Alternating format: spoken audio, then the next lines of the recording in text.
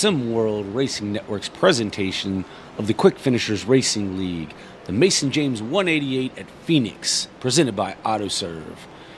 Be sure to check out AutoServ if you're in the Charlestown, West Virginia area. Get all of your vehicle's needs taken care of at AutoServ. They're the best around the Charlestown area. I'm David Hara, and I am in the booth tonight with the one and only David Lurfano. David, how's it going? Hey, not too bad, buddy. Glad to be back in Phoenix. Yeah, man. Beautiful Friday afternoon doing some racing. Can't ask for anything more. These drivers are putting up some pretty quick speeds in practice, and I look for a really good race tonight. Yeah, I think Phoenix always puts on a good show. I think when we ran this race earlier in the year, the top 4 or 5 cars just kind of stayed together. So I think once the kind of cream rises to the top and you get those faster cars to the front, I think they're going to stay bunched together there most of the night. So should be an exciting race. Yeah, we've got 188 laps here, and we've got the 2 stage breaks. You got any detail on those laps? Oh, let me see if I can pull that information up. Yeah, so it looks like the stages tonight are going to be lap 36 and lap 111.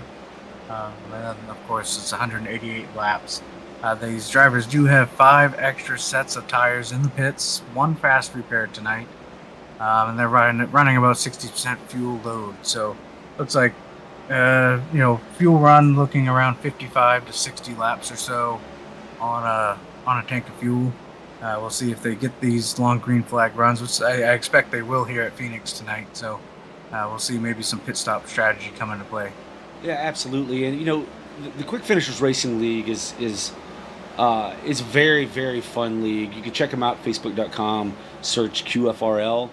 But we did hear from the admins today, but that there's going to be no BS on restarts. You got to stay in line and above that yellow line coming across the start-finish line. Now, once you cross the start-finish line on a start or restart, you're then able to cut that dog leg, whatever you want to do. But if you cut that dog leg, you're responsible for the driver to your outside as far as getting yourself back up on the track. Yeah, that's right. And the dog leg, as we've seen in the past, can be quite treacherous. You got to hit that dog leg just right. So that's going to be a big problem spot, I feel, for me around this track tonight. Definitely a place to look for drivers getting the cars a little upset when they try to cut that dog leg, especially if they've got wheels still in it. Now, if you hit that dog leg and kind of straight, it's not as bad. But if you're hitting that apron as you're turning the wheel, it kind of upsets the car. So look for some self spins and some issues down there in that dog leg section of the track. Yeah, and some of these drivers, had mentioned that when they ran the All-American Racing League race here a few weeks ago in Phoenix, I believe the 99 of Brendan Mathia was the leader, and he cut that dog leg a little short rather than going down deep into the dog leg, and it upset his car and spun him around, and it ended up having to get the meatball flag and go a couple laps down from the lead, mind you. So you've got to be careful if you. There's a lot of. I ran the dog leg the entire race. There's a lot of benefit to running it if you can make it happen and make the car stick. But one little hiccup can cost you a race here. Oh, for sure, without a question. You just got to be careful and kind of methodical on how you do it, and just keep focus every time you do it, because a lot of times it's just. You do it all night long, and that's that one time that'll jump you around and ruin your night, like Brendan Mathia found out in that AARL race earlier this season. It doesn't take much. Yeah, and another thing they're going to be enforcing tonight is staying, which you should be doing anyway, but staying to the right down pit lane. Sometimes drivers like to cheat it and stay to that inside lane, and it causes a problem for the drivers who are on the outside lane trying to get into their pit box. They're going to either have to brake and let you go by, or try to accelerate without speeding to get in front of you to avoid contact. So they're really going to crack down on that tonight. Again, penalizing people for stuff is not something the Quick Finisher Racing League likes to do. These admins are very laid back, but sometimes you have to kind of do that to get guys to kind of back up a little bit and think about, okay, wait, what is the best for the racing? What is the best for me and my car and other drivers on the track as well? Yeah, and this is, I think this is only maybe the second season of getting this league together, and they've done a fantastic job. Good car count here tonight. Looks like 22 cars in the pit area. So, Nice. big improvements for them. But like you said, there's learning to everything here. And I believe that issue arose last week. There was some drivers that chose to stay to the inside coming down pit road and caused a few little issues. So I think they're slowly correcting those issues and trying to make the racing even better here in QFRL. Yeah, Dave, we're starting. This is going to be race 4 of the season here. Let's talk points. What do we look like in the points for the top 5 or 10 here? Yeah, so this, like you said, race 4, this is where the points really start to spread out and separate. We get through the first few races here, but currently Curtis Sovereign is sitting as your point leader, followed by James Nelson in second, who's 15 points behind Curtis. Eric Thornton is sitting in third. Gregory Robinson is in fourth. He's sitting about 21 points back from the lead. Looking back through the field here a little bit, some of the heavier hitters like Larry Stubblefield, he gained 6 positions last week alone in that race. So he's sitting in tied for 6th in the points. So the points are really tight right now. Looks like about 50 points or so separate the top 10. So really close, and I think we're going to start seeing that separate now. We get on some of these, the short tracks and the intermediates that get away from the plate racing a little bit. We're going to start to see these points kind of gap out. Sure, and as we're coming down to a couple minutes left in this practice session, let's go ahead and give you the tail of the tape for the track here. We are at Phoenix Raceway for the Quick Finishers Racing League, the Mason James 188 at Phoenix, presented by AutoServ. This is a 1-mile track. Track temperature is currently 98 degrees Fahrenheit. We're at an altitude of 968 feet here in Avondale, Arizona. This is the oval with the open dog configuration, or open dog leg configuration, if I can say it right. I'm Dave, and that's Dave. We're here in the booth. We're going to call this race all night long.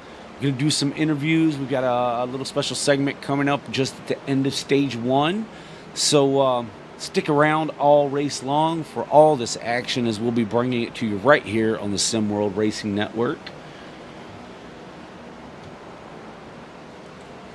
I'm excited to get started. I know Dave's excited to get started. Let's jump down and check out a little bit of trackside action. Yeah, I got to give a shout out to James Nelson. If you look at the heading of this race, the Mason James 188, James Nelson became a grandfather just a couple days ago, I believe. So they named this race after his grandson. So good luck to James tonight and trying to make his grandson proud. Oh, Papa Babyface became a Papa. All right, Babyface became a Papa. This is James Babyface Nelson, as we like to call him, his friends here in the league like to call him. So congratulations to James. That's awesome. I believe that happened during a race just the other night, did it not? I believe it did. Congrats again to him.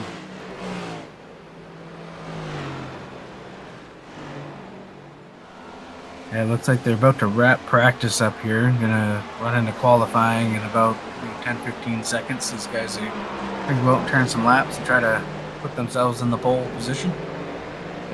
Meanwhile, we're going to bring to you the pre-race ceremonies.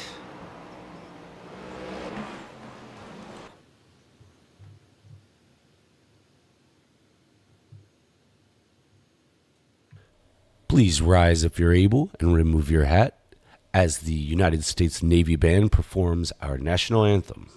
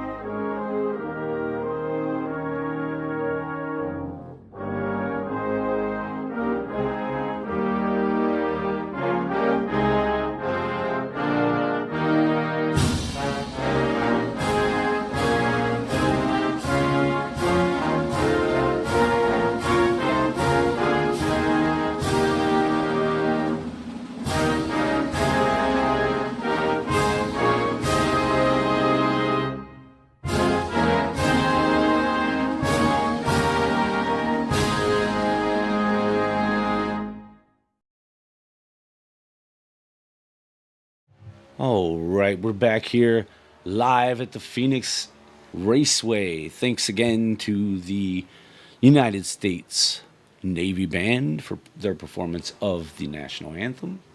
Qualifying underway here as we get ready to get started here for 188 laps at Phoenix Raceway.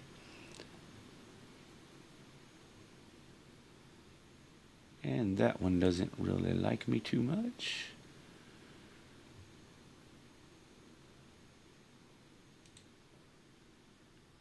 Yeah, that grid's a little messed up. We'll pull up a different one here.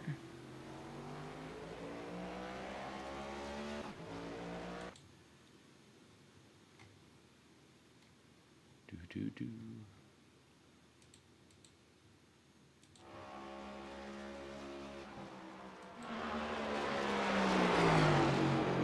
So these guys, these guys are on track trying to put their car in the pole position. Currently, we got see Kyle Purcell leading the field over Eric Thornton by just 2/100ths of a second. So tight there, tight qualifying for the pole spot. At the moment, we still got a handful of drivers yet to turn a lap, including Cam Harris, who's typically pretty quick on these types of tracks. So curious to see what Cam can do.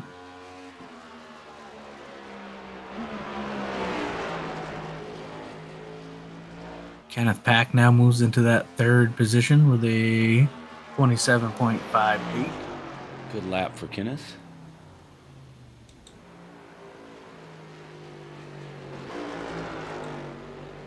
Chad Snyder on track, making his lap.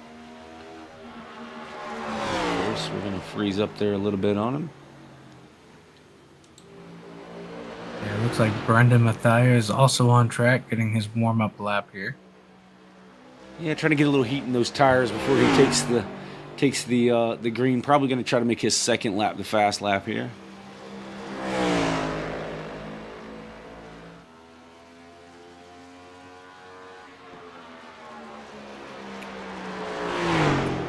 Really high run through 3 and 4. Tries to get that run off of 4.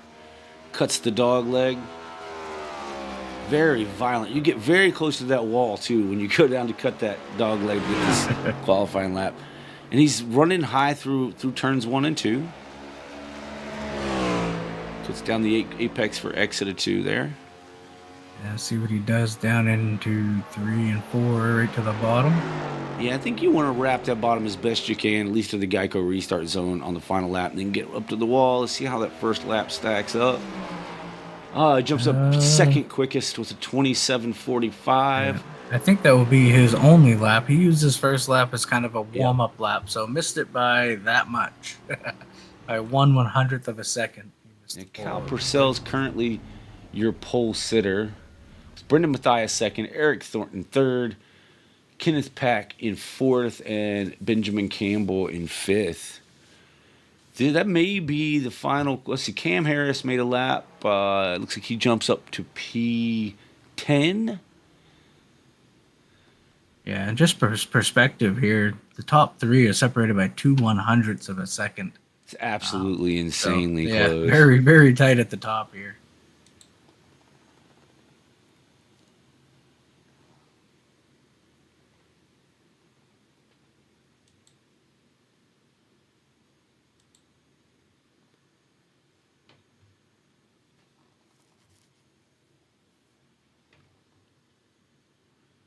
We're going to get these cars ready to take the grid here just shortly. So Gregory Robinson is on track now.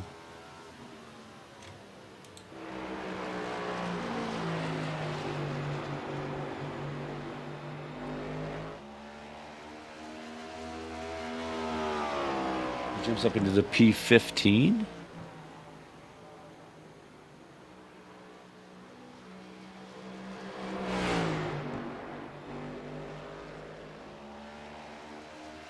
Yeah, so I just heard over the radio of, talking about the new rules in place here tonight. As we mentioned earlier, drivers are to stay on all starts and restarts. No changing lanes before the start finish, and must cross the start finish line before you make a turn to the bottom of the track to cut through the dog leg. Also, the rule about staying right down pit road, it will be in effect tonight as well. Not sure on penalties for any of that, but admins will be watching for that tonight. Yeah, and I get it. It's to try to keep good, clean racing throughout this race. If you get guys going 5 wide before the start finish line, you can stack them up pretty quick there. Now, I wonder if that rule is in effect past the start finish line. That's just on start and restart. Is that correct? Yeah, all start and restarts. You must remain in your lane and not cut to the dog leg until after you've crossed the start finish line. Okay, because a lot of times I like to cut personally myself, I like to be down cutting that dog leg and heading towards that inside wall before the start finish line on a standard lap, right? It's a much smoother transition, less chance of upsetting the car and wrecking it as while you're getting down onto that dog leg. Yeah, and I think another thing to look for here on restarts is a lot of the drivers, excuse me, have been a little hesitant and maybe nervous to cut the dog leg because of how uneasy the car feels. So maybe watch on some of these restarts of a driver starting on the inside, choosing not to take the dog leg and hanging that guy out on the outside through, I guess that's turn, I don't even know if that's turn 1 anymore, but that little dog leg, kind of pinning him up there on the outside, which is not a good place to be as well. So it'll be interesting here to watch the restarts all night long. Yeah, absolutely. And Dave, if you don't mind, please keep an eye on that grid for me. I want to make sure that I don't have any further freeze up issues that cause that to not display properly here. Yeah, it looks like qualifying. Yeah, qualifying still showing up for me. So yeah, and that's what happens a lot of time, folks. Just so you're aware, the software doesn't like when I'm selected on a car that is no longer on track. So when they finish these qualifying runs, a lot of times what happens is that car will disappear and it'll take control of the software sometimes and just kind of hoses it up for a bit. And I tend to jump the gun and try to fix it when it's not really broken yet. So I just want to make sure I'm not doing that tonight, Dave. Yeah, absolutely.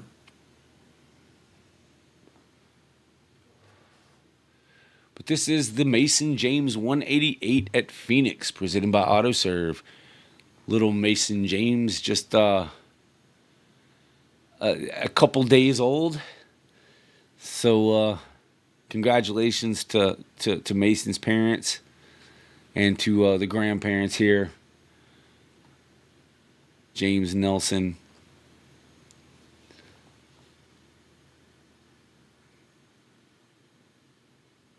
Yeah, who knows? Maybe it won't be long before we see Mason James there running with us in QFRL. We've got 2 Nelsons with us tonight. So, yep, the legacy continues.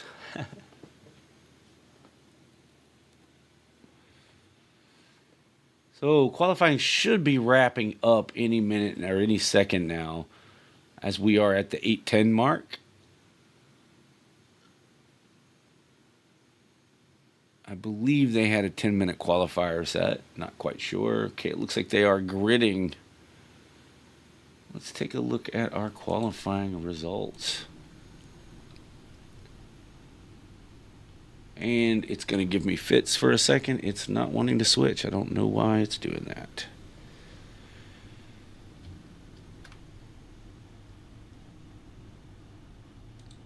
So we're going to fix it now rather than later.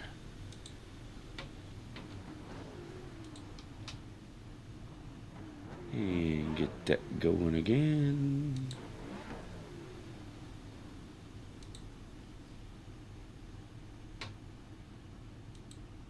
All right, as we take a look at our starting grid, let's jump back to the front here. Kyle Purcell is your pole sitter, followed by Brendan Mathia in the second. He'll start in the outside lane. Inside in that second row is Eric Thornton with Kenneth Pack to his outside and fourth. Ben Campbell starts in the third lane. Inside, outside, Curtis Sauber in the sixth position. Zulu will start seventh with Chad Snyder to his outside in eighth. Joshua Siegfried, I believe this is the first race for Joshua. He qualified ninth tonight with Cameron Harris to his outside in 10th. Yeah, it looks like rolling off in 11th will be Destin Matney. 12th will be Michael Kerjelak. 13th, Greg Barnett. It's getting jumbled up. I don't have that pulled Okay. up. 14th is James Nelson. 15th is Gregory Robinson. 16th is Tyler Nelson. 17th would be Tyrone Yo. 18th is Michael Boone. 19th is Michael Bovair. 20th will be James Bowden. Nathan Christensen in 21st. And Tommy Osborne rolling off tail of the field in 22nd. Pace car is off. I think they do one lap here as well, so pace car will be off. Yes, it is. Yeah, and this is a long run down because this is just kind of the way it rolls here. Pace car will dip off, and then you still have to come all the way around to turn 3 and 4. And then the green flag should come out, and these drivers will get rolling. Green flag is out. Kyle Purcell gets out to a good lead, followed through by Eric Thornton as they dive through the... Oh, we lost him. Caution is out. Not sure what happened, though. Dustin Matney had an issue. Let's see. I see Michael Bovair showing up, but not Dustin Matney. Let me see if I can get some eyeballs on what happened here. It's a little early. Oh, Dustin Matney is sideways. Okay, so he spun down there on that dog leg. The 3 comes through, gets the back of him just a little bit. Might be a little damage to the 3. Looks like Bovair and all these guys kind of get through. I showed Bovair wrecking, but oh yeah, he gets up and into the 5 and smacks off the wall and then comes back down to the inside there and just now he's looping it. And then the 5 gets another piece of him. Wow. Well, that didn't take long, Dave. No, not at all. This is a dog leg claimed its first victim here tonight. And you know, we said it, folks, early on that the dog leg can be very, very. It's tempting to go down there, but if you're not ready for the impact of it and really hit your mark getting down there at the angle that you want to do it, that transition can really upset the car, and that looks like it's what's just happened there. Nathan Christensen had to tow for some reason. Let's go back and see if we can see what happened with Nathan. And I don't have a replay of that, unfortunately. Trying to see the 3. Yeah, let's see. Looks like Nathan Christensen's in the 33. Not sure why he... Oh, okay. I'm sorry. Well, yeah, I had that as the 33. So yeah. Maybe the 3. No, the 3. It was the 33 who jumped to the pits. I'm just not sure why. As we're pacing early on in the Mason James 188 at Phoenix, presented by AutoServ, they're going to need to take some of them cars to AutoServ to get some of the damages repaired and get these things running again. So they'll have to make that trip cross country to Charlestown, West Virginia, to get that work done at AutoServ. It looks like the lights are out on the pace car. I'm gonna try this again. Yeah, I'm hoping for a little better luck on the start here. I'm sure these drivers are as well. Should probably keep a dog leg count tonight and see how many victims it claims. As the 5 comes down pit road right here behind the pace car, I don't know if he has to get more damage fixed or if maybe he... I can't imagine he has some kind of penalty that will bring him down before the green flag. But nonetheless, in the restart zone, 01 will step on the loud pedal and he's off. Gets a good jump. It's always good to start out front. The 99 follows him through to take that second position away as he goes through the dog leg. 88 at Thornton fighting back on that outside. He's the outside of the 99 going into 1. Yeah, good run on the outside here for the 88. See if he can keep that momentum off of, I guess that's turn 2. And he does. Claims that position.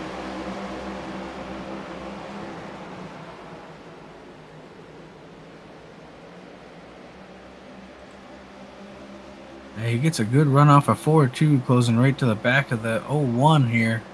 Yeah, he's got a really good run to the back of the 01. Down into turn 1.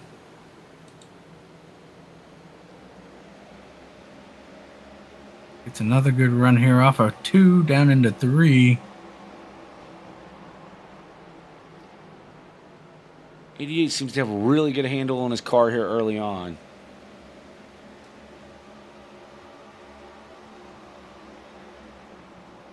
So we ride on board with Eric Thornton as we see him chasing down that Mountain Dew Kickstart Toyota of Kyle Purcell.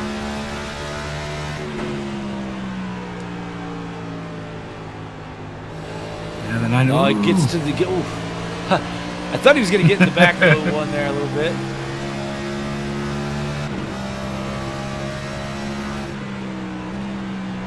Yeah, the 88 chomping at the bit here to try to get the lead early.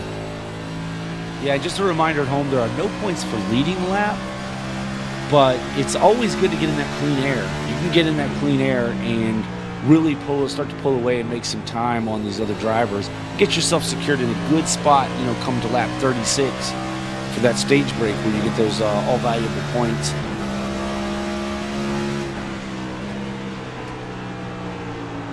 These guys are going to have a lap car. Oh, he gets into the back of the 01. New leader, 88, Eric Thornton. Brendan Mathias is going to work his way on the outside to get around the 01 as well. Benjamin Campbell, it just looks like Ben maybe had an incident here. Let's see if we can go back and check that out. Oh, yeah, he's just completely sideways. Looks like he got a little help straightening it back up, but then I got the 98 all out of shape, and then the 16 gets into the 27. No caution flag. Wow, I'm surprised that didn't bring out a caution. The 2 got to 27. He was still on track. The 27 towed away. Back out front, Eric Thornton still continues to lead.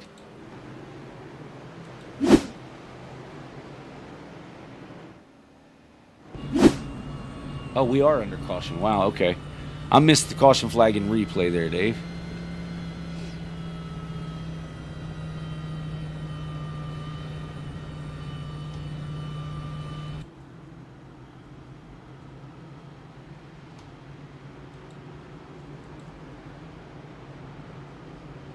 So we see our points leader moved up into the 4th position. Looks like he's going to try to get up here and battle these guys here very shortly. So we're on lap 11 of 188 in the Mason James 188 at Phoenix.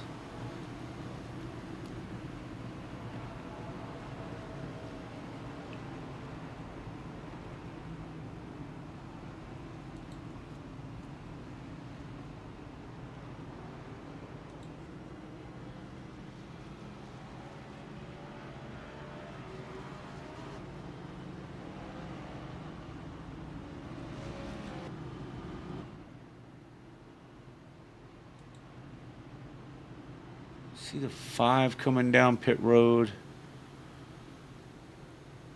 The 12 is down. Looks like Dustin Matney, Michael Boone coming down to get some maybe some further work done to their vehicles here.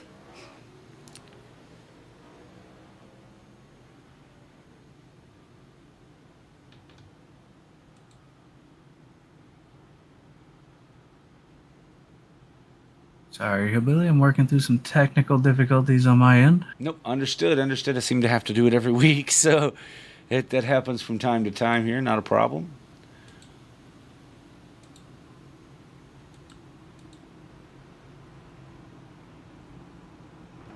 I seem to have lost all timing and scoring, so I'm working on getting this back up. Understood. I'm glad it's not just me. So, but I hate that it's you as well. So, yeah, anyway. I am not sure. I missed where the 01 got back around the 99. I guess because I was looking at that replay.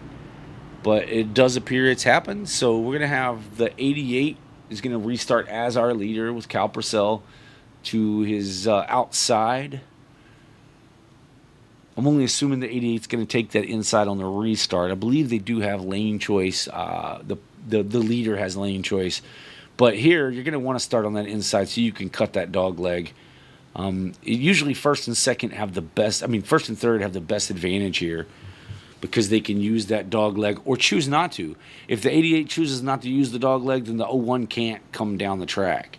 So by blocking that or waiting to the last possible minute to cut it, you're really painting the outcome for the 01. However, if you wait too long, then that 99 is going to burn you. As the pace car's off, we'll go down this long stretch here and get back to 3 and 4, where we'll find our restart.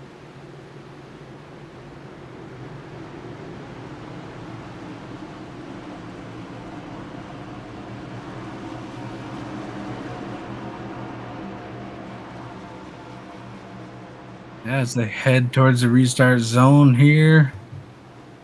And green is out. 88 is off. Good jump for the 88 of Eric Thornton. He fired off very well. Looks like the 99 made it to the inside of the 01. Doesn't quite clear him for that. Now he's cleared him for that second position. So the 01 will fall in line. Get the 6 and the 78 battling for that third and fourth position. Or fourth position, shall I say.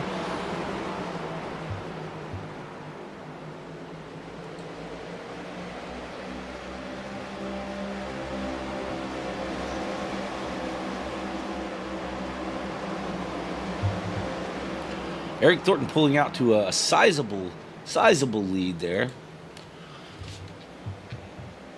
over Brendan Mathia and Kyle Purcell. Kyle's working on that 99.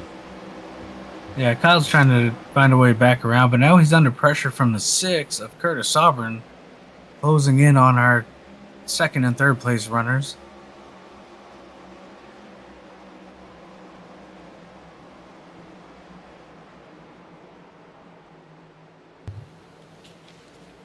Still a great battle for that second position between Brendan Mathia and the 01, but they've let Eric Thornton now get out to a half-second lead over this second place battle. Now they've kind of squared it away. Looks like Brendan's able to try to reel him back in a little bit.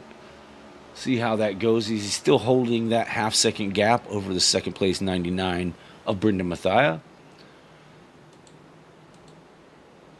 Back through the field, the 38 trying to work to the inside of the 78 of Joshua Siegfried. And Joshua, if we're pronouncing your name wrong after you watch this, be sure and let us know.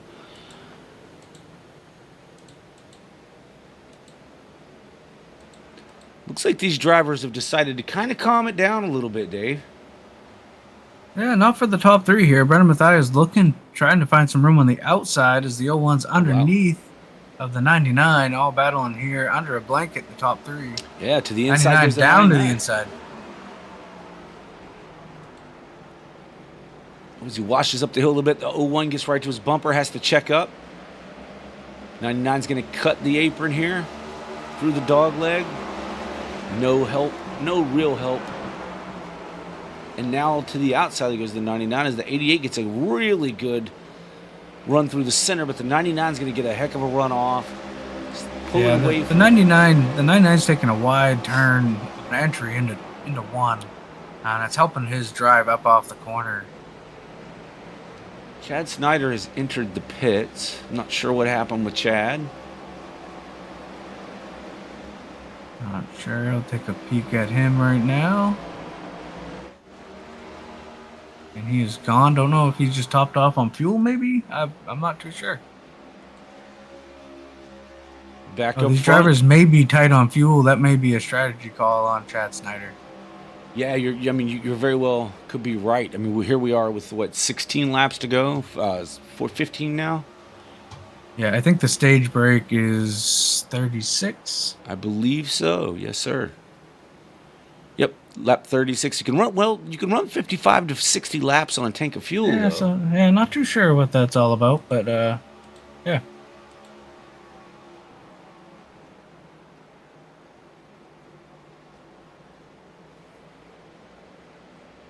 We see Michael. But the battle continues up here for the top spot. Top 3 battling very, very hard up at the top. Yeah, Dave, and you called that early on. You said there's going to be the cream will rise to the crowd. Yeah, it's easy for you to say. Will rise to the top, and then you're going to battle. Of course, they kind of started at the front, And they haven't let anybody go. Yeah, they've been nose to tail. And you've got Curtis Sauber just kind of sitting back here in fourth. Now he's back some 7/10 of a second, maybe. Yellow is out. Looks like Ben Campbell had an issue. Yeah, let's check out what happened with Ben. So he's real high, gets into the wall.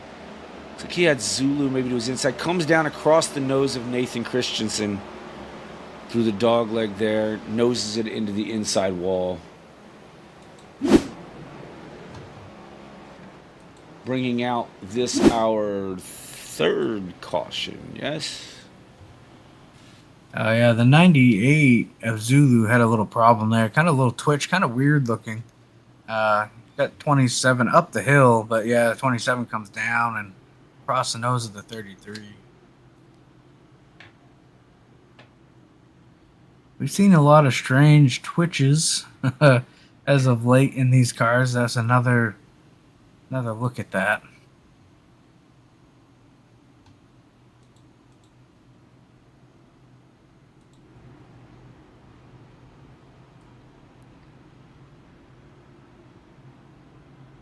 We are turning, this will be lap 25 of 188. Still got another 11 laps to go before we break for caution for their stage break and score these drivers with points. Again, everyone will be good on fuel, so that's not an issue. That's why these drivers issue with Chad Snyder back here in the back. What happened? He and Tyler Nelson. Not sure. He spun his tires. I don't know if he downshifted. Car came right around and unfortunately got Tyler Nelson involved as well. Oh, no. Looked like he was accelerating there to... Yeah, I think he may have went to shift and downshifted and spun that car around. He was the lucky dog. I'll bet he was the lucky dog, was coming around and missed the gear, downshifted. Because, now he's passing the pace car, but unfortunate for both he and that 85. Yeah, we call that money shifting in the sport. Looks like that's exactly what he did. He, instead of shifting up, folks, he shifted down. And when he released it, it just spun him around. Yeah, I'm not seeing any real damage to the 85. So I think he's going to be okay. We'll jump back here and look at Chad Snyder if we can. No real damage to the nose of that machine either. So it's just kind of like, hey, man, I'm here. My bad. So we see James Nelson representing AutoServ, that number 75 Ford. Yeah, so fortunately, whatever issue Chad Snyder had and made him come down pit road, he has now put himself back on the lead lap with that lucky dog. That helps him tremendously. I'm not sure what the issue was early on, but we'll figure that out later on.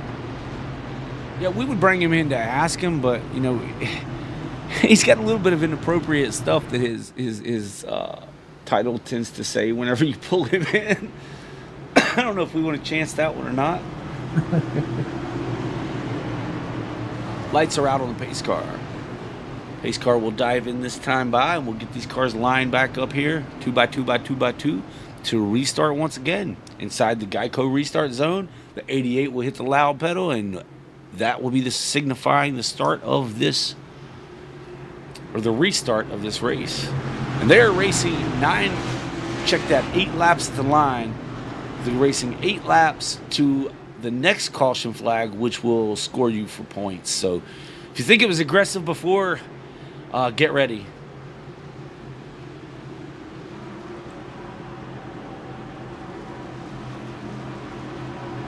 So hear those motors revving as they've all downshifted into second gear, getting ready for this restart.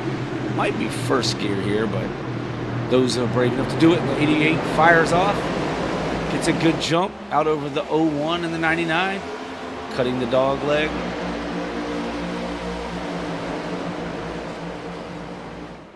Oh, the 99 and 01 get Oh, together. 01. Spinning. 01's around. Yikes. Yeah, those guys just made contact. There just wasn't enough room for both of those cars. 99 was able to save his, although he was also sideways. Yeah, a little bit of contact just door to door. Just looks like a racing deal there. Two cars going for the same spot.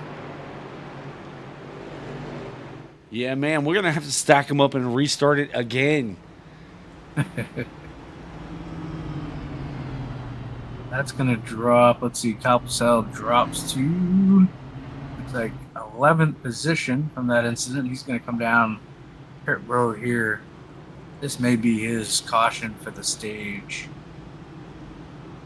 We shall see. But the 01 is on pit road. Yeah, and I mean, by pitting here, if he stays out the end of the stage, then he's going to regain, all of his drivers going to come in. So he'll regain the lead that he had at the very beginning of this race. He'll just have a few more laps on tires. Yeah, we got a few drivers in. We got Kyle Purcell in. Gregory Robinson is on pit road, and Tommy Osborne also on pit road. Yeah, this is definitely strategy calls by these drivers, because again, they're gonna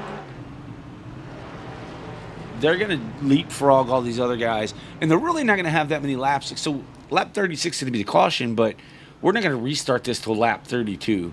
So you're looking at 4 laps maybe on tires. Yeah, I'd be curious to see how many positions these drivers can make up here with the few laps left in the stage. See if they can put themselves back into stage point position. Yeah, we want him to stay clean and green, but I'm going to tell you, it comes down to points here, and only a few laps to get it done, and you're on fresher tires. You don't have real headlights in these cars to flash to say, hey, get the heck out of my way. So a lot of times you just kind of stick your nose in there and hope that their spotter gives them the word that you're there. Yeah, I'll be watching some of these cars at the back, like Tommy Osborne, Kyle Purcell, see how they manage to try to find a way through these slower cars on older tires to try to grab some stage points. Yeah, Curtis Sauber has moved his way up into that 4th position. He'll be restarting here on the outside of Joshua Siegfried, who is again, this is his first race with the Quick Finishers Racing League, but doing a real good job up here in the 3rd position so far. Yeah, always good to see some new names, some new drivers joining the field, and good run so far for Joshua there in the 78. And if you're interested in racing here in the Quick Finishers Racing League, go to Facebook.com, search for QFRL. It's easy to find. Shoot the guys a message, and they'll get you all the details you need to become part of the action. Or if you would like to sponsor a race or sponsor a car, have your business put a slapped on the side of one of these cars in a fancy paint job with your decals and all that great stuff, get a hold of them there at Facebook.com. Search QFRL. Yeah, absolutely. Lights are off on the pace car, working their way through turns 1 and 2.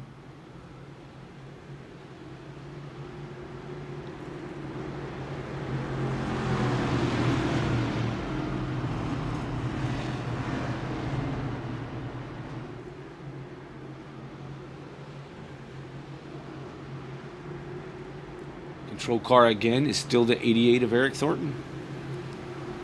It's really huge advantage. We'll see how well Joshua Siegfried gets a jump here. If he's able to hang with that 88 and bypass the 99, or at least get alongside the 99 going into 1. And they're off. Yeah, another great jump for the 88. The 78 is going to dive down through that dog leg as well. Side by side for the 2nd position. 2 wide, 3 wide, maybe even 4 wide throughout the pack. Oh, as we see one car around sideways, the 4 car, he holds on to it. Staying green. So we're coming to 2 laps to go. 2 laps to go in this the first stage of the race here in the Mason James 188 at Phoenix, presented by AutoServ. Your leader is Eric Thornton, followed by got another Joshua one around Sigmund. there somewhere. Caution is James, out. James Bowden. Michael Bovair, James Bowden. Yeah, Gregory Robinson has crashed. All right, we're going to jump back. This will be the stage break, folks. We're going to jump back and take a look. So the 53 is down on the apron. Comes back up, joins the track. Almost takes out the 26. Slides back up on track. Oh, and is caught by the 12 and the 3. They're going to have a little bit to say about holding brakes on that one, I imagine, as we see drivers making their way down pit road. All your leaders are in. Let's see what happens here with Kyle Purcell. If he brings that car in, he does not. Stays out on track. Yeah, we figured some of those guys would stay out here. He's the only one who stayed out, though, it looks like. Yeah, and he ran around at the back of the field, taking it easy those few laps. So he's still going to have some pretty fresh tires. I don't think there's anything to worry about there. As we see the race on pit road, looks like the 99's right sides are down, left sides are up, and now down on the 88. 88's pulling off. 88 will win this race off. Tommy Osborne comes off ahead of the 99. Looks like Tommy Osborne was only in for maybe fuel only. His pit time was at 1.9 seconds. That's not what I... Tommy pitted earlier with the 01. So he just came in to top off the fuel tank, the old fuel tank. You know, he pitted... No, I'm seeing Tommy with a 15-second pit stop. So looks like he was down earlier, too. Yeah, so I'm showing Tommy Osborne this last pit cycle. It's interesting. Yeah, I'm showing his last pit cycle was 1.92 seconds.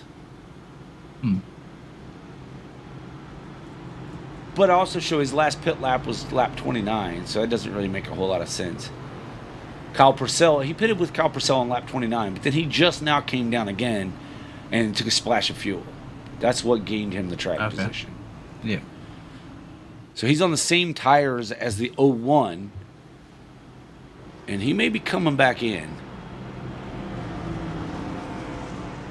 Yeah, looks like the 1 is back down pit road.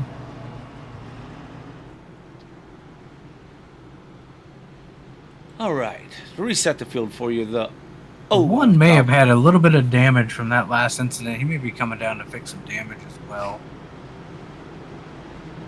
So your leader is Kyle Purcell in the 01, followed by Eric Thornton in the 88. Brendan Mathia is third, with Joshua Siegfried fourth, Curtis Sauber fifth, Michael Kridulak sixth. Cameron Harris has moved his way up into the 7th position. Zulu is 8th. James Nelson is 9th, with Chad Snyder rounding out your top 10.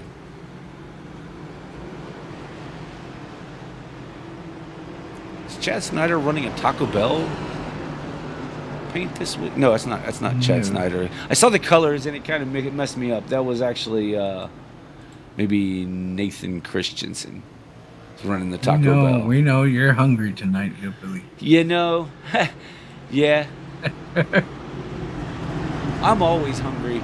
As the pace car dives off, now I'm hungry for some side-by-side, door-to-door action, and we're going to get it. Going to get my fill. Yeah, so this is the start of Stage 2. Stage 2 will come to an end at lap 111. So we should see some green flag stops possibly on this run. The 01 leads them in, and 01 is off. 99 gets that dive down to the inside, gets a really low dive down.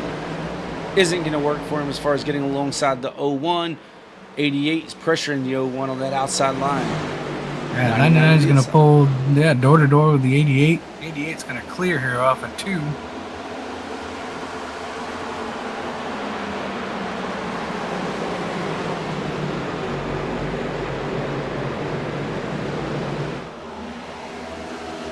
'43 of Harris moved up into that 5th position. Oh, they're wrecking back here. Curtis Sauber caught up in an There's accident back here. Sovereign. Oh, and Chad Snyder's caught up in it. Oh, no. Let's go back and see if we can see what happened with Curtis, what caused him to get around there.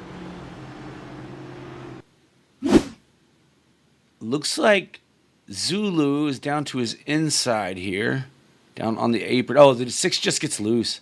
And Zulu had no way of knowing that he was going to come down that way. Looks like the 75 gets up and into the side of Zulu and then into the nose of the 6. And then poor Chad Snyder's coming on the outside lane thinking, I'm clear of it. And that 6 just slides right up the track and up against the wall in front of him. Little bit of damage to the front of the 26.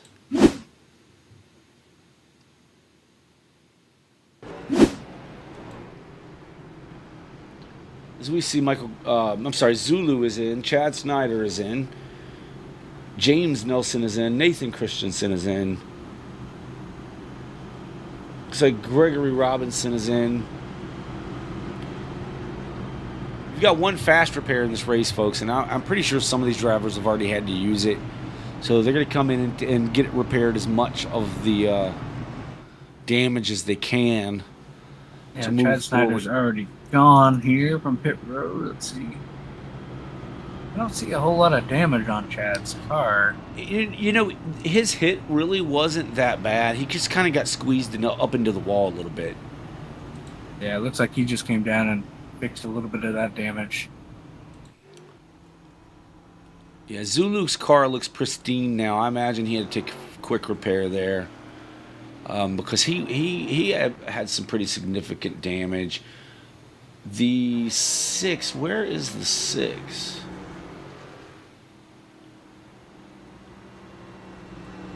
Curtis Sovereign. 6 he's back on track now. Yeah, his car looks clean. Must have used a quick repair there.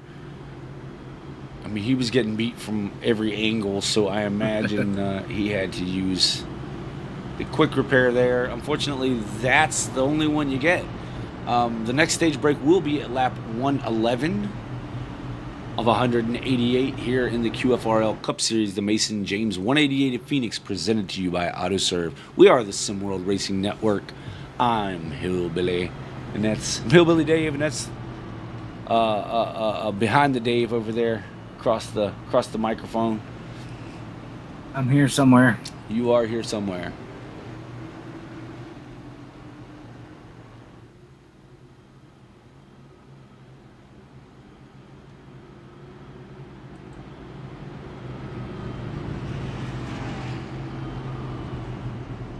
You know, I'm keeping my eye on this 43. He's slowly but surely made his way up through the field. I think he started P10. And he's up 5 positions right now into the 5th position. And we haven't really talked about him all that much. He just kind of appeared in the top 5 here. And a lot of times that's what you want. You want to be the guy that the broadcast isn't talking about, because we know what happens with the broadcast curse. Real or not real, I believe it's real. So yeah, I hope nothing happens with Cam. Cam will be fine. Right, Dave? Right, Dave? I said right, Dave? Anyway, back up front, Kyle Purcell is. I'm not saying anything. I knew you weren't going to. Lights are out on the pace car. Pace car will come in this time by. As the pace car dives off, 01 will bring us around to that Geico restart zone way up here around the corner, around turn 3 and 4. And we'll watch these drivers try to kick off another one.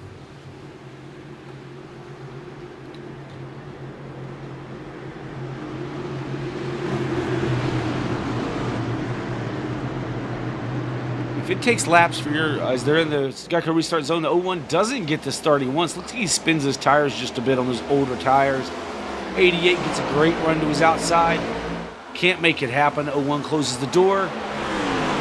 Right to the rear bumper on entry 1 and 2.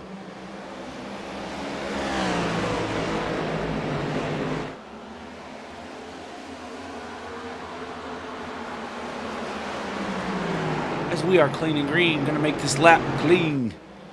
Lap 45 of 188.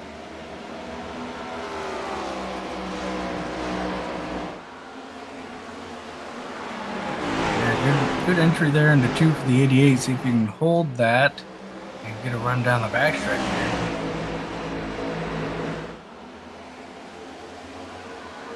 You know, I don't see the 01 of Cal Purcell using that wall like he was in practice to run those hot laps. I wonder why. This is not the time to use a wall. The 88's looking pretty strong here in the early running. Keeping it close here with the 01. He's going to dive. Can't quite get there.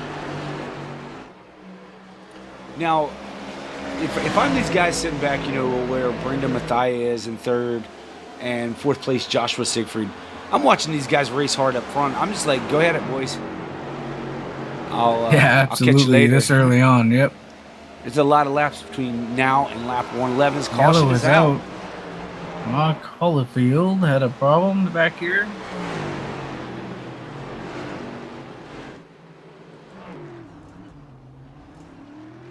Yeah, I didn't pick that one up on my scoring and timing. We'll back it up and see if we can find out what happened with him right quick. Because we did catch him spun around. Oh, it looks like the 12 tagged him there a little bit.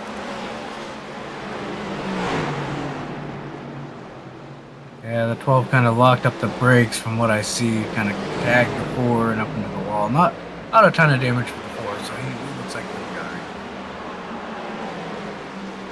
Oh, yeah, he just the 12 just got in there too hot and locked him up. You're absolutely right there, Dave.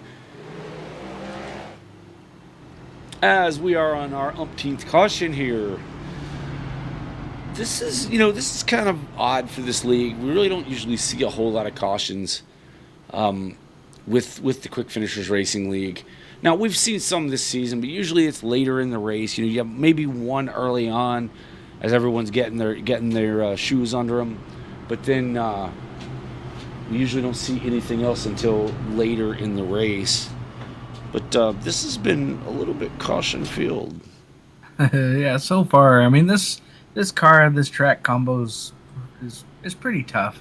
The cars are really free on exit. You got to watch it, and they'll get really kind of tight on the braking if you don't get your brakes set just right. So, tricky track for sure.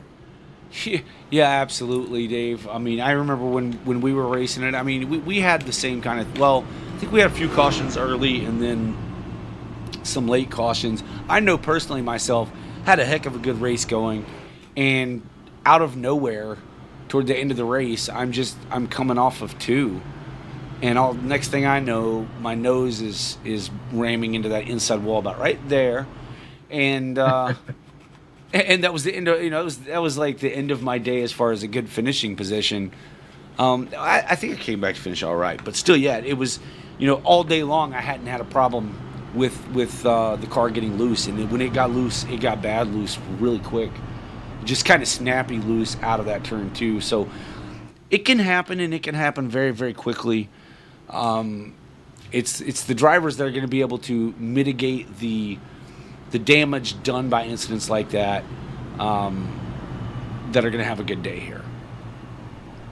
Yeah, for sure. It's definitely limit the damage the best you can, because at some point you're going to have an issue, and you just hope it's not something that's going to take you out of the running. But early on here, we've seen the fast cars so far have been the 01 Kyle Purcell, the 88 of Eric Thornton, 99 of Brendan Mathia, the 78 Joshua Siegfried has kind of poked his nose up here inside the top 5. And as you spoke earlier, Cameron Harris, seemingly out of nowhere, haven't really talked to him about him much, has found his way into the top 5, up 5 spots from his original starting spot. Looking through the field, looks like the biggest mover of the night so far is Tommy Osborne in that one car. up 12 spots. Yeah, even with that strategy move, and then having to come back down pit road, so he gave up that position. He's back in 10th right now, and then you look just ahead of him in the 8th position, up 9 positions, is Tyrone Yo. Out of nowhere again. Yeah. Once again, Tyrone Yo starts creeping towards the front. Yeah, up 9 spots, so good job for Tyrone there as well.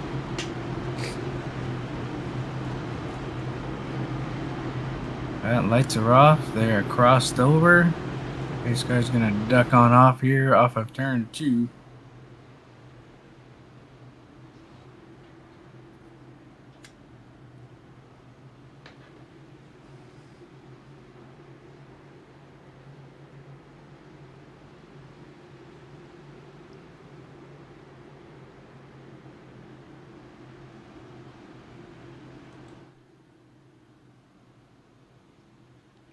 As we'll watch the cars as they come through turn 3 and into the Geico restart zone. You can catch up there in the middle of turn 4, really, or with turns 3 and 4. They're in the Geico restart zone. Firing off as the 01 gets a good start there.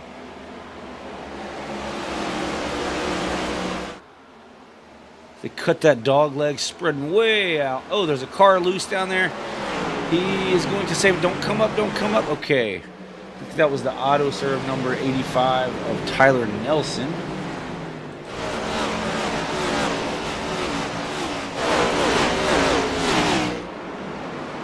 Once again, the 88 back on the hunt to try to get back to the front. Ooh, there's trouble out of the 4. Looks like Tyler Nelson possibly again. Still green. Your leader, Kyle Purcell, holding on a 2/10 of a second lead over Eric Thornton in second, Brendan Mathia in third, with Joshua Sigford in fourth. Kenneth Pack is taking that 5th position away from Cameron Harris, who's in 6th, with Michael Kridgelak 7th. Zulu is 8th. Curtis Saubrin rebounding back up to the 9th position with Tyrone Yo in 10th. Battle for the lead as the 88 is to the inside of the 01 of Kyle Purcell. Door to door, Eric Thornton loses. A little loose. Gets very, very loose. And the 99 is going to try to use that to get to the inside of the 88. Can he make it stick? 88 should be carrying some momentum here as the 99 drops down across the dog leg. Not enough to make it happen. And it may take a lap or two to get the 88's tires cooled off again after slipping them just a little bit.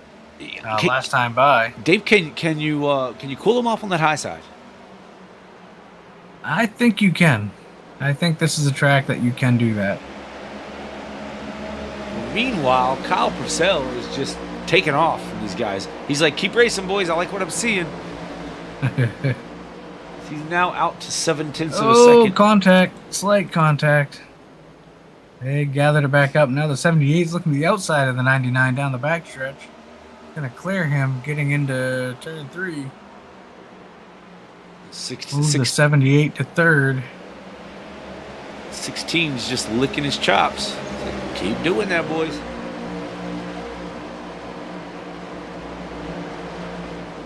Now Cameron Harris works his way around the 16, trying to get him clear. He does, to retake that 5th position. Yeah, but while this goes on, it looks like Kyle Purcell is now out to over a second lead over the 88.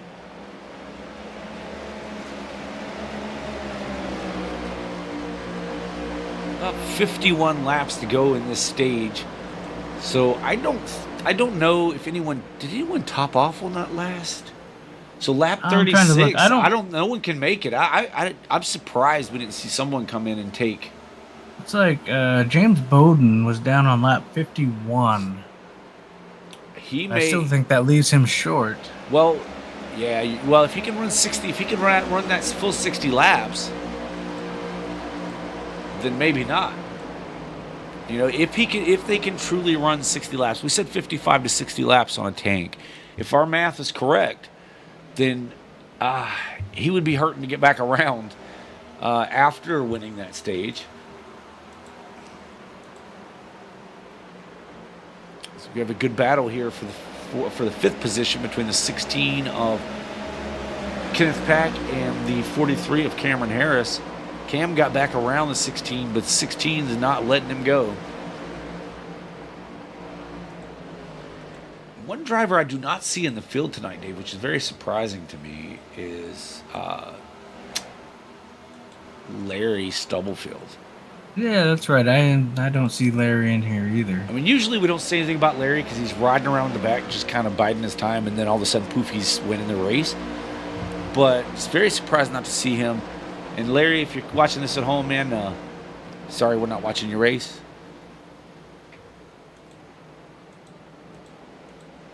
Yeah, now all of a sudden this race has turned into, looks like a little bit of green flag racing here. Everybody's kind of spread out. So if this stays green, it looks like Kyle Purcell, probably another 20 laps or so, is going to have to come down and at least top the tank off to make it to the end of the stage. He last pitted on lap 29, so looking for him around, anyways from lap 84 to 90, somewhere in there.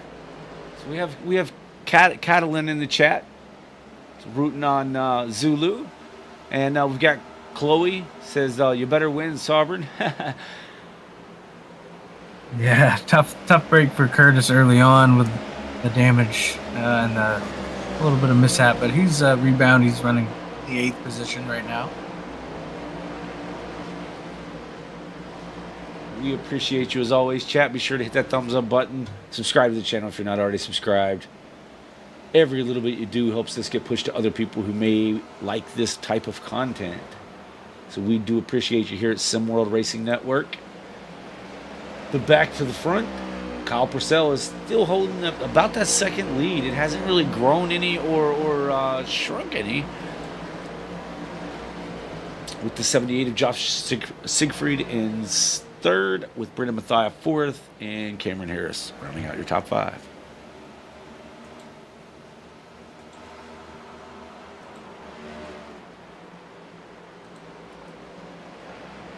Gonna jump to pay some bills here right quick.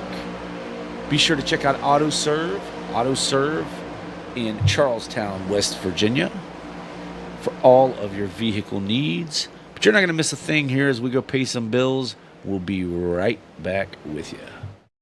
Back to more racing action right after this.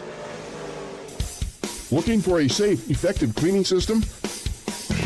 Look no further. G-Tech Evolutionary Cleaners and Degreasers, certified by the EPA as a safer choice product. G-Tech can be used quickly and safely to remove soils and stains from most surfaces. Give them a call at 770-967-6988 or visit them on the web at mygtech.com. G-Tech, 5346 BBS Way, Brazelton, Georgia. G-Tech, your one stop for professional, eco-friendly cleaning products. For tailgating activities or just plain backyard fun, look no further than Holio. Made to order cornhole bags and boards. No order is too large or too small. You can choose unfinished or finished with stain and polyurethane, and finished with a vinyl design or your company branding. Don't wait for the season to be over. Contact Holio on Facebook. Holio, made to order cornhole bags and boards. Now back to trackside activity. All right, we are back like we never left here in the Quick Finisher Racing League Cup Series, the Mason James 188 Phoenix. And the lead gap is closing as Eric Thornton now has gotten that gap down to about half a second, shaved off about a half a second in just 3 or 4 laps here. So Eric Thornton really on the move. Yeah, he had that slip up like you said, needed to cool those tires down. We do know that Kyle Purcell's out there on a little bit older tire, about 7 lap difference. Now, a lot of that was caution flag laps, and in the fact that Kyle Purcell did not run hard and abuse those tires the few laps before they, the other drivers pitted. But yeah, you're right, 0.6 of a second. Yeah, looking back through the field a little bit, I'm watching Chad Snyder and Dustin Matney duke it out for the Lucky Dog spot. Right now, Chad Snyder's got that comfortably as he just worked his way around the 12. So right now, Chad Snyder looking as the Lucky Dog. You see the 38 and 33 kind of battling it out here a little bit. Yeah, now the 01's looking to put a lap on the 4 of Mark Holofield, I'm sorry.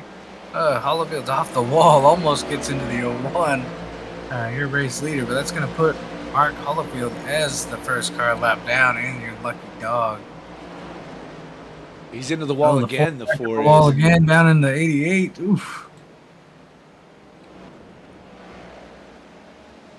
Tough racing right there with the lap car. Yeah, you see that Gravedigger number 4. He's really trying to drive it in there hard. And he's going to go up and hit the wall again. He does.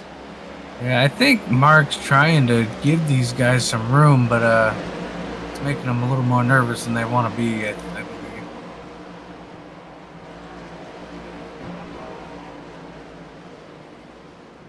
As the 99 now is the next car to try to get around this 4 car.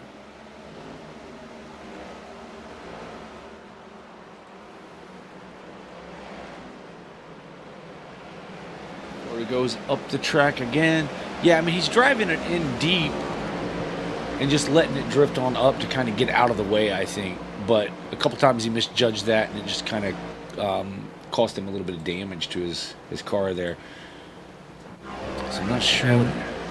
Looks like the 01 now has stretched his lead back out to almost second and 1.2 seconds now. So tires just definitely going away for Eric Thornton in that 88.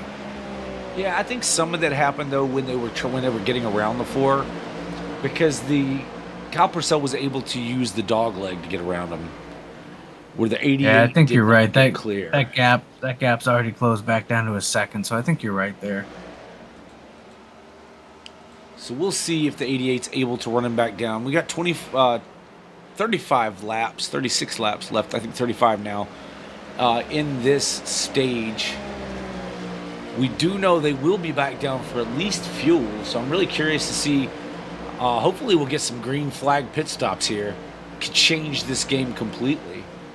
Yeah, I think that's what you're going to see. And like I said, I think Kyle Purcell is going to be down here in the next probably 8 to 10 laps, I would guess, to get some fuel and maybe some tires here before the end of the stage. Dave, I'm watching Joshua Siegfried. He's kind of dropping back now. The 16 gets around, moves into the 4th position. Cameron Harris gets around him into the 5th position.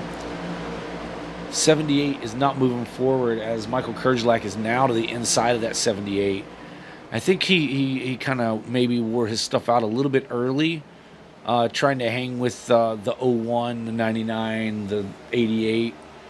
He just burnt his stuff up a bit.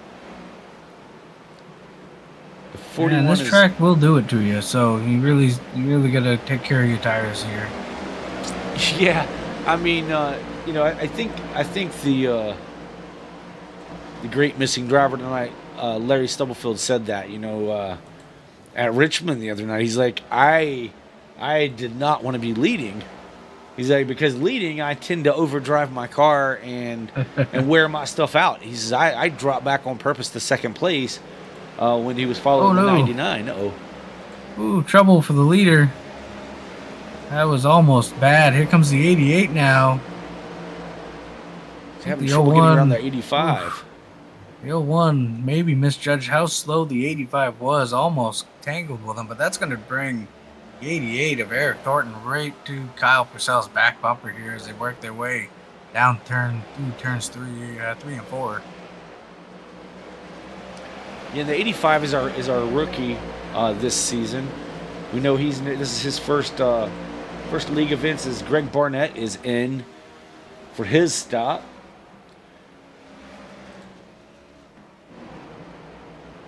So Joshua Siegfried continuing to fall through the field here. So he's now in the 8th position. Curtis Salburn has gotten by. Chloe would be happy to hear that. I think the 38 pitting here is going to set off some pit stops here in the next few laps, I would imagine. I know the 01's getting close here. He's going to have to hit pit road soon. The 88 can go a few more laps if he chooses, but I think you're going to see, if the 01 comes, the 88 is going to probably come as well.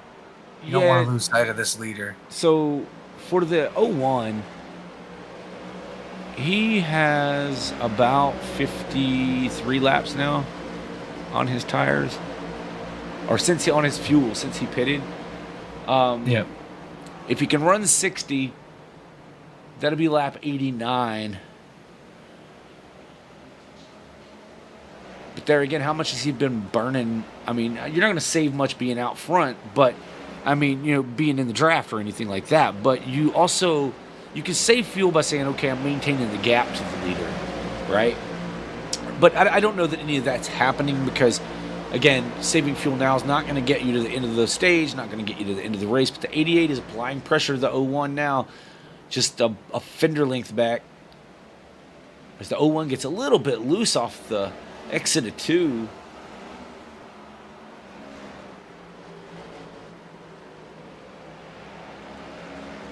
Brendan Mathias starting to creep back up here. And will soon be joining this battle for the lead. Yeah, Brendan just about 3/4 of a second behind this battle as the 88 dives to the inside of the 01. Down here through 1 and 2. Can't make it stick. Loose Can't again. make it stick. Yeah, just too loose on the bottom. And that's the same thing that happened to him earlier, Dave. I mean, he got a little more sideways and got the tires roughed up earlier in this run. But the same thing, just can't seem to hold it down there. And we know the 01's going to keep you down there if you can. And that as he gives a little bump to the rear, a little the bump 01 to the gets him 01. loose. I That's like what he it. did earlier as well. So a little bump and run here for the 88. Off of turn 2, he's going to take the lead down into turn 3. Battle for the lead. 88. 01's going to keep him pinched down there if you can. Yeah, it wasn't much contact, but just enough to get the 01 out of sorts. And the 99 is right up in the mix of it now. As the 01 gets a little bit 01's loose. 99 goes to his inside. Can't hold it, cannot get enough grip getting off the turn there on that low side. Side by side with the 01 as the 88 is beginning to walk away up to a half second now. We're sticking with this battle for second place. 99's going to cut the dog leg. The 01's going to be eyeballing pit road here shortly, I believe. I mean, yeah, he's coming to the end of his fuel run for sure. And here comes the 01 now. 01 hits pit road. Ooh, had to lock up the brakes there. Hopefully no speeding penalty.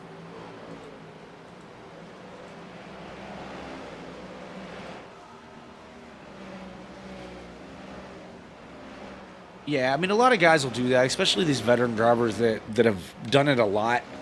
Will adjust their speed to where they're actually locking the brakes up as they slide across the line a little bit hot. And you can cross the line about 5 mile over and still get enough brake in it. As Eric Thornton's down now. Yep. Looks like fuel only here for the 01. Nathan Christensen's in.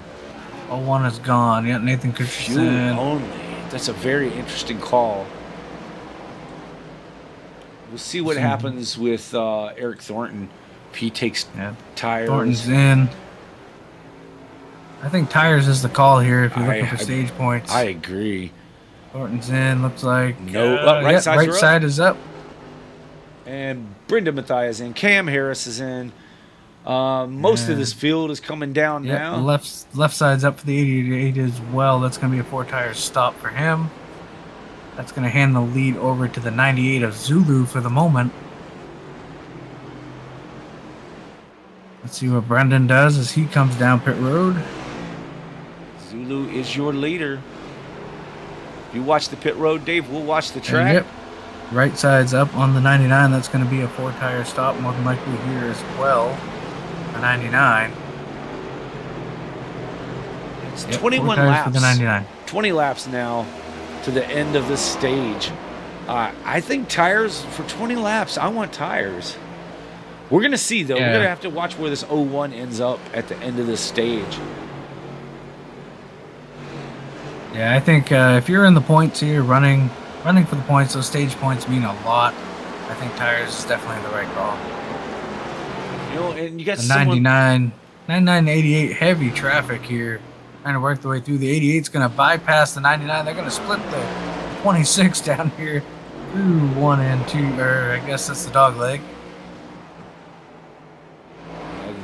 A battle maybe for the eventual lead. It just depends on whether or not they can settle this out and run down Purcell. But you know, you've got guys like Gregory Robinson who pitted on lap 49. Now, it would be 60 laps would put him at lap 109, and he really would need 111 but if he's been back there saving, or maybe he does just come down and does a splash and go, a very, very, very short pit stop in this 3 car, and that's enough to gain him some valuable points coming into the stage. I mean, it's a good possibility in that. So he's now in that 2nd position. Check that 3rd position. So yeah, Kyle Purcell's working his way into, I guess, turn 2 and 3. And Eric Thornton, they are just behind him, I believe. Kenneth Pack was down. He looks like he took maybe fuel only. Yeah, I believe Kenneth took fuel only as well. And those tires are about to eat up Kenneth Pack. And yeah, they're gonna catch Kyle Purcell in pretty short order as well. I don't think I think tires was the call here for sure. Let us know in the chat what you think. Would you have taken tires or just fuel only here for this run? Let us know for that. I think out. Right now the answer has been told.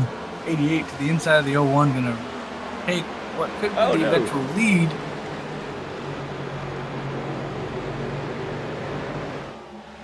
Zulu's still your leader. He can run a few more laps here. He was last down on lap 41. Ben Campbell was last down on 37.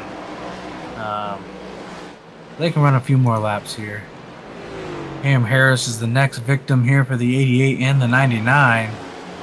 It's going to be for the 5th position as they easily work their way around Cam Harris. He was on pit road for fuel. Yeah, he was. It was fuel only for Cam. But these tires are king.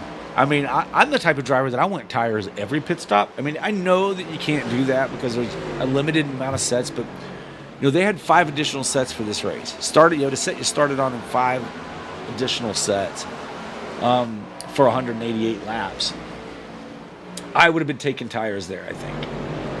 And I would take tires again at lap 111. So as the 99 and 88 are still battling for this 5th position. Yeah, they got about 13, 14 more laps here for stage end. Let's see. The rest of these drivers are going to pit, so this is your battle for the lead right here. Eric Thornton and Brendan Mathia. Barring a caution flag, of course. Yeah, your leader is Zulu, followed by Ben Campbell.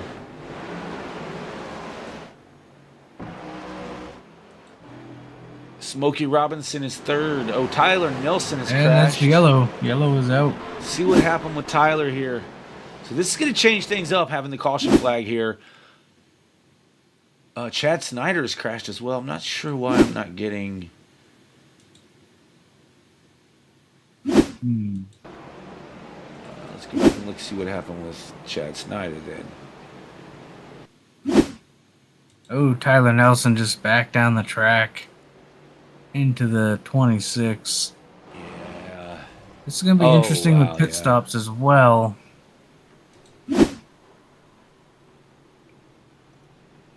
I mean, does Robinson stay out now? He was only 2 laps short. I mean, it's a gamble, right? I mean, you can roll the dice. I'm more curious what some of these other drivers may do. I don't know if pit road is open. Looks like pit road was open that time. Zulu is in. Zulu's in. What is Kyle Purcell going to do? He's going to stay out. Ben Campbell is in. See what the 3 does here. The 3 is in. So these guys not going to chance it. It's going to turn the lead over to James Bowden. In the 53 will be your leader. So James Bowden last down on lap 51. That's quite a ways to make it. I'm not too sure.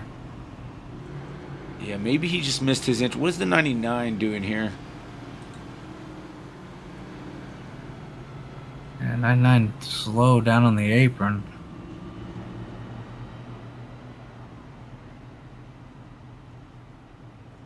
Yeah, okay, so he's rejoining. But James Bowden is your leader. Kyle Purcell is in for 4 tires and fuel. I figured a lot of these drivers would be doing that. Yeah. To see if they can make up some time here on your leaders.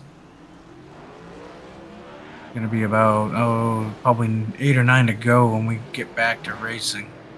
Yeah, Cam Harris was in. It looks like he was only in for 55 seconds, so he literally came in and took enough fuel to get through. Saved that set of tires for maybe a late race caution. Yeah, Cal Purcell, Robinson is going to so Robinson just came in for fuel. Curtis Sauber sitting in 6th position, and Zulu took 4 tires and he's going to restart 4th. So he's got a little bit fresher tires than these 3 drivers. Well, than the 2 in front of him, and he's got a lot fresher tires than that of James Bowden. I don't know how. Yeah, I think they'll make quick, short work of James Bowden here. But I'm curious what the tires are going to look like here for Zulu. Everyone behind the 99 came down and pitted. So they're going to have about 10, 11 lap fresher tires. I don't know if that's going to make a big difference here or not. Okay, so there's no tires for Smokey Robinson. No tires for Cam Harris. Joshua Siegfried may have taken 2. I'm not real sure. And Nathan Christensen may have taken 2 or just fuel only. All the rest of the drivers, 4th through your last lead lap car, which I guess through 14th, Tommy Osborne would have taken 4 tires. Yeah, unfortunately, Chad Snyder is still on pit road as his tough season continues here. Well, and Chad's not running for the points here in the Quick Finishers Racing League. So I don't think that he's really, I mean, he didn't want to get out here. He wanted to have a good race, right? So, I mean, I don't think really just trying to get some good practice out here as the pace car is off. I think this 53 is really going to have a hard time. The 99 is going to have to do something to get out from behind him quickly as possible. I'm going to expect them to split the 53 down here through the dog leg. As long as the 53 doesn't go to the bottom, the 99 should be able to get there. Yeah. Buckle your seatbelts, folks. Pull that 5-point harness as they're off. The 53 gets a good jump.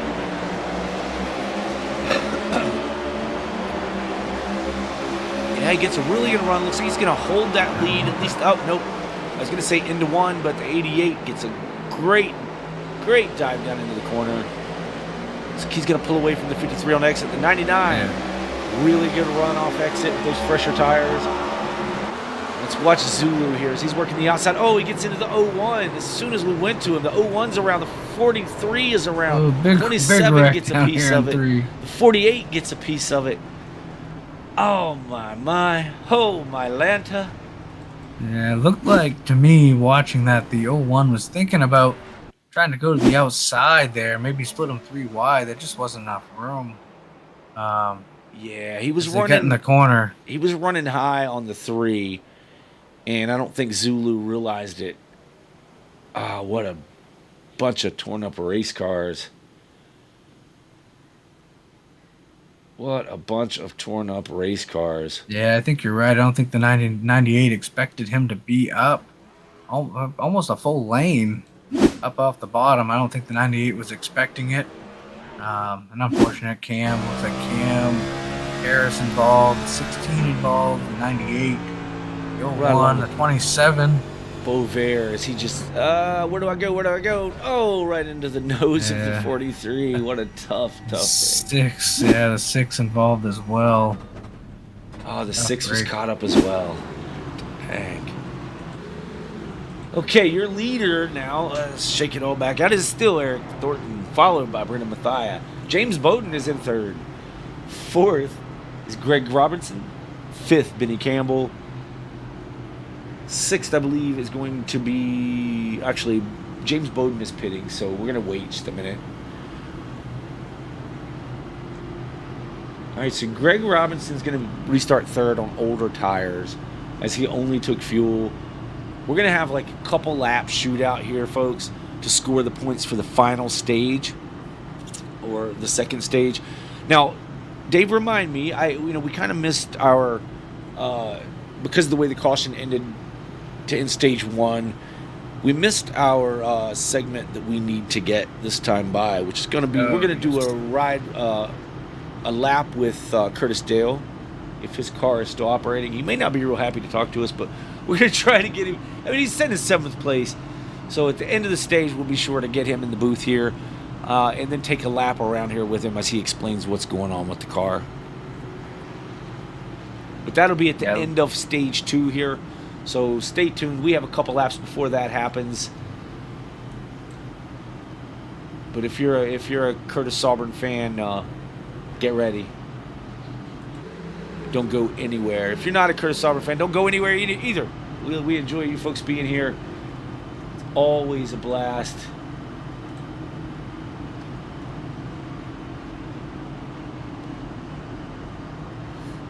I agree with 3 Wide Middle says take more than 4 tires if you can. I believe that's our good friend Larry Stubblefield there at 3 Wide Middle. Take more than 4 tires if you can. Absolutely.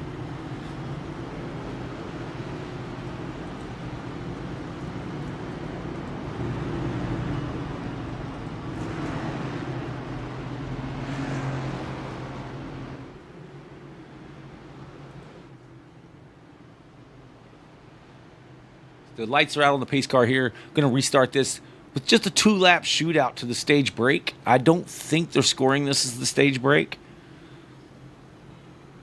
Going to make these guys race it out as the pace car is off.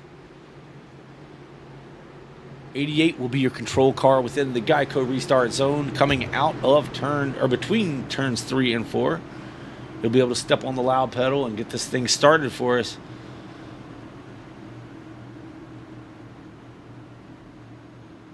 Eric Thornton, Brendan Mathia will be your leaders here.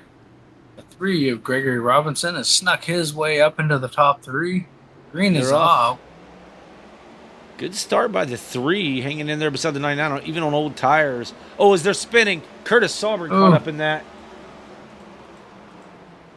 This, I imagine, will be the stage break. Let's see what happened. Yeah, it looked to me like a couple of Zulu maybe and Curtis. Let's see. Riding along with Curtis here. Okay, yep.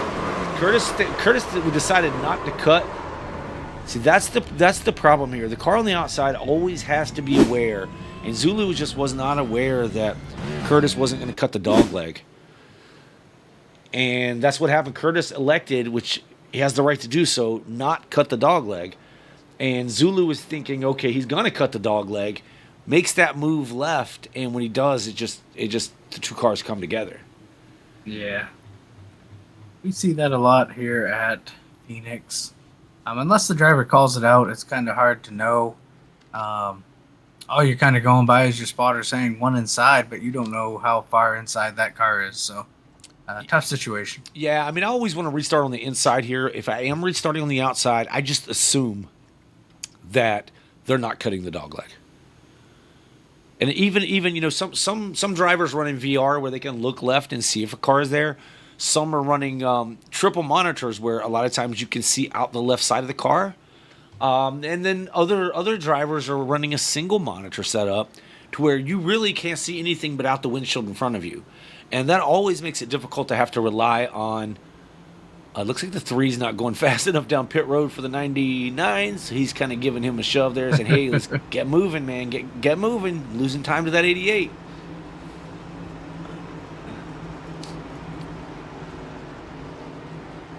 That's all. That works out fine until the 3 gets a penalty for speeding because he's been shoved a little bit, but I don't think the 99 would have hit him if he was running at that speed limit. But some drivers, you can run about 1 mile an hour over, and like if the speed limit's 50, you can run 51 and then 50, 51 and then 50. If you hit 52, you've got to get down to 49 within the same scoring zone to give that time back, or else you'll be scored as speeding on pit road. It's very difficult to learn, but once you've mastered it, you can really. There's a lot of time to be gained to run 51 50s all the way down pit road if that's the speed's 50 mile an hour. Your new leader is Cam Harris in that number 43, who was caught up in an incident not so long ago. It looks like he's had a fast repair. Car looks clean. The 53 of James Bowden, he only had a 10-second pit stop his last time in here on lap 106. So I imagine he just took right side tires. Kyle Purcell behind him in third position, also 10-second pit stop. Again, imagine that was right side tires. Zulu, who was just a part of the accident with the 6, is running in the 4th position. This is shaking it all up. Let's see if we can get Curtis in here, Dave. Do a ride along with Curtis. Oh, let's see. Looks like they're starting to stack them up here. We might have to wait a little bit. I'll grab him. I'm not scared. He knows we're doing this. It looks like the lights are out on the pace car. That's what he wants. Oh, that's what you want? Okay, Yeah. we can try. Hold on.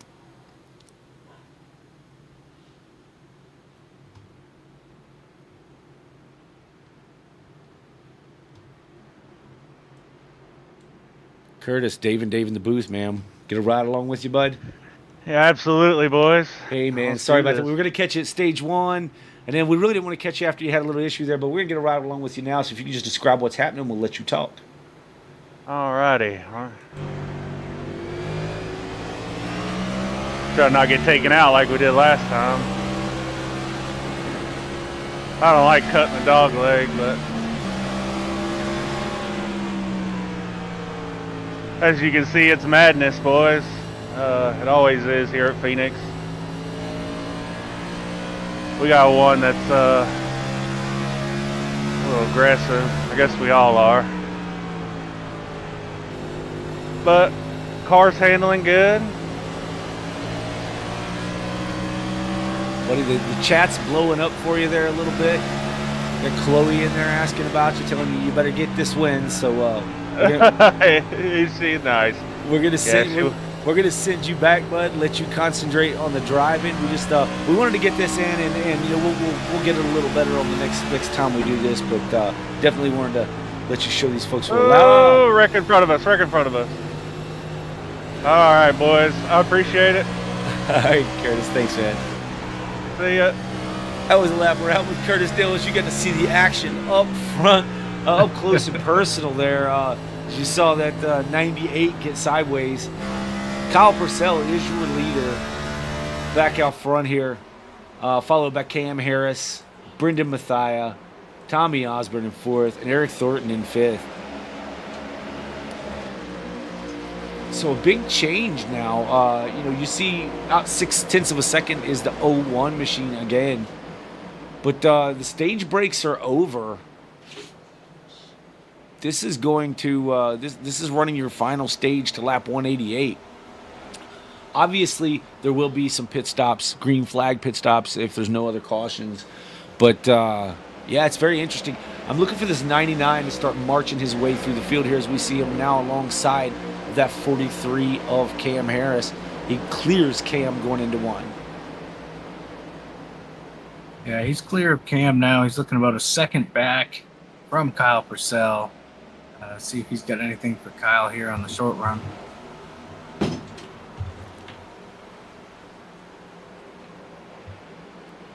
Yeah, as all the stage points have been handed out, all of that is a done deal. It's now about the race win and your final finishing position in this race. What do you think the strategies are going from here on out, Dave? Sure. I think right now you got to kind of conserve a little bit of tire. Looks like the 88 is trying not to save much tires. He's charged around the 43 now, Cam Harris.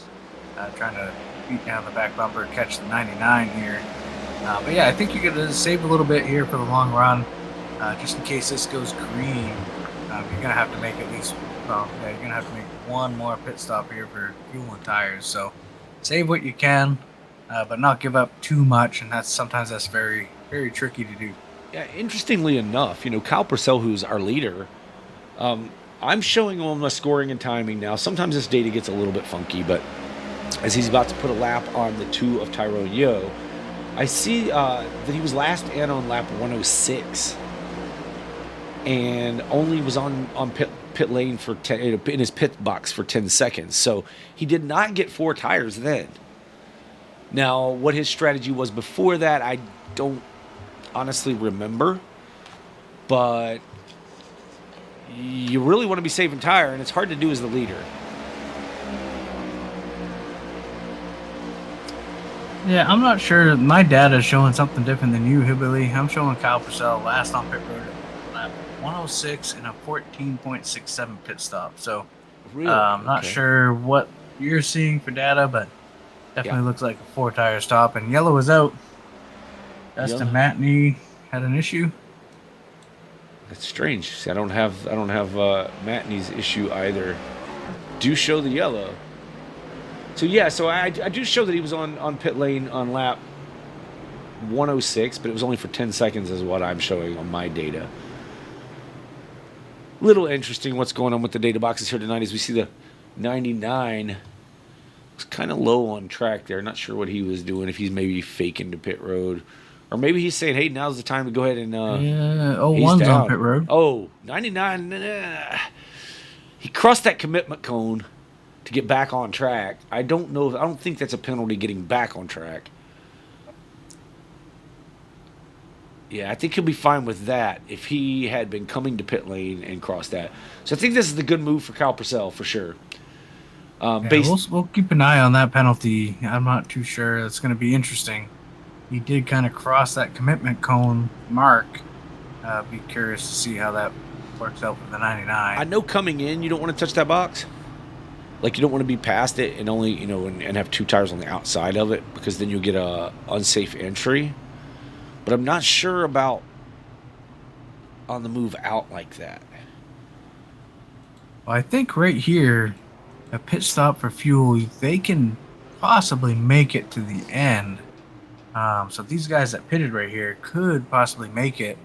I don't think we're done with yellows tonight, but that could be interesting if it plays out that way. Yeah, Zulu was down. Ben Campbell was down. Greg Barnett down. Mark Hollifield and Dustin Matney are down. Now, they're a couple laps down. Those guys are. But yeah, you're right. I mean, I think the 99 and the 88 are both banking on there being more cautions and utilizing fresh tires later.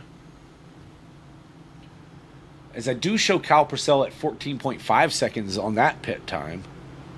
So he definitely took 4 tires there and a full load of fuel in the 01.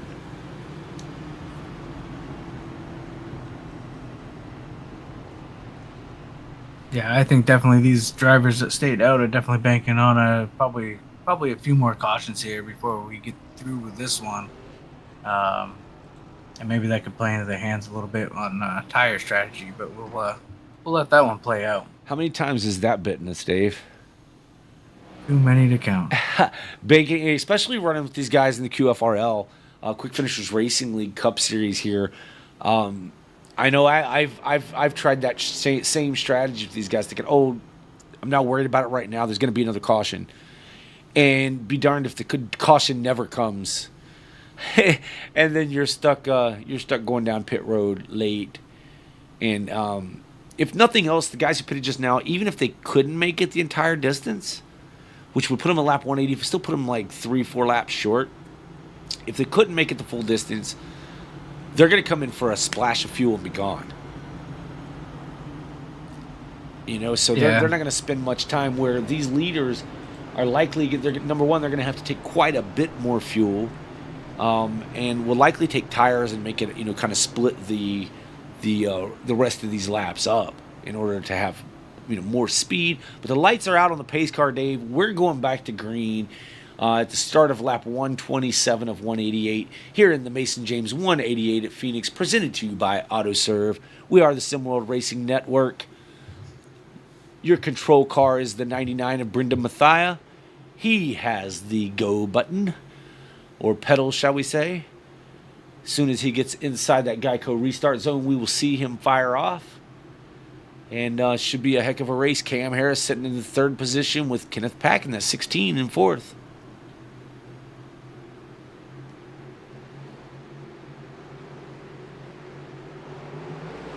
There we are. We're off. 99 gets a really good start, as happens with the lead car. 43 now looking is to the inside of the 88. 88 squeezing him just a bit. Takes that second position. I hear some crashing happening. Zulu, Tyler, Greg, big one back here somewhere. Oh, no.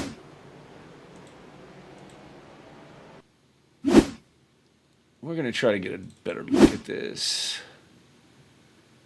Check with the other cameraman, see if he can give me a better view here. Oh, yeah, it looks like the 5 of Boone and the 2. I didn't even see that one happening. So there's another one. No, it's happening ahead of them. Yeah, so let's back on up here just a bit, and I want to see what happened with the 5. Or actually, it's going to be way above the 5. It's going to be up around the 6 of Curtis Sauber. It started up here with the 85 and the 27. Okay, no, it was the 01 and the 6 get together. So check that, Dave. 01 and 6. Looks like the 06 is coming down, the 01 staying straight, and they make contact. Then the 41, and the other guys were just kind of reacting to what was happening there, and ended up in a mess. As we have a lot of drivers on pit road, Kenneth Pack is down, Michael Kerjlak's down, Curtis Sauber down, Smokey Robinson is on pit road, Greg Barnett, Zulu, Nathan Christensen, Tyler Nelson, all on pit road. Likely getting some damage fixed. Looks like tires are going on the 16 machine of Kenneth Pack, and that Prisma Healthcare, or Prisma Health, number 16 Chevrolet. 27 of Benny Campbell is off pit road. 38 of Greg Barnett. Michael Kerjlak is off. Curtis Sauber is still sitting on pit road, getting some of that damage repaired.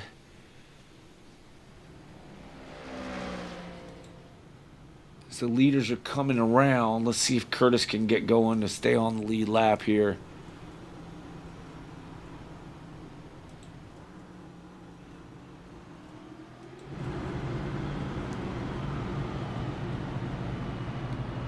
Unfortunately, it does not appear Curtis was able to stay on the lead lap. Tyrone Yo goes yet another lap down. Smokey Robinson is down again for a second time, I believe. Gets some more of that damage or top off on fuel.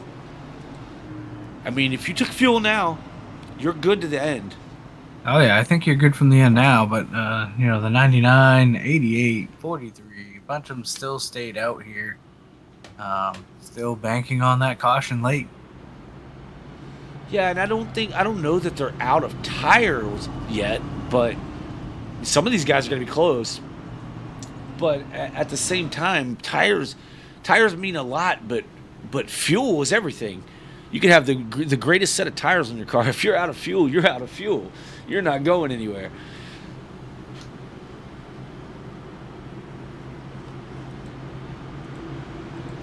And folks, if that wasn't the most well-known statement there.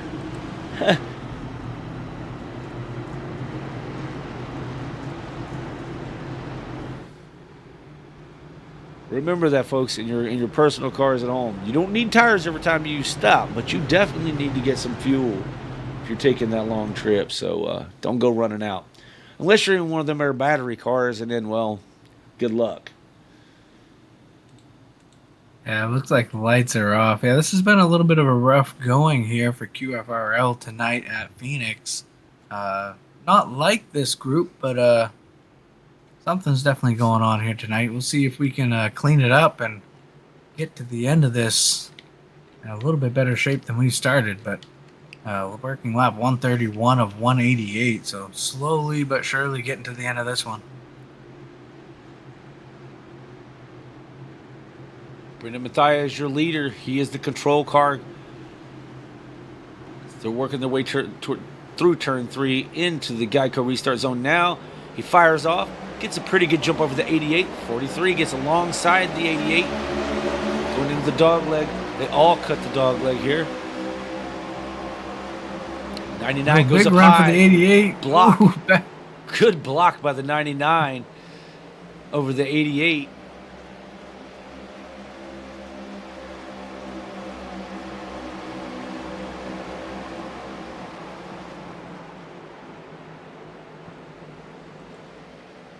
We're going to be nose to tail here through the top 4.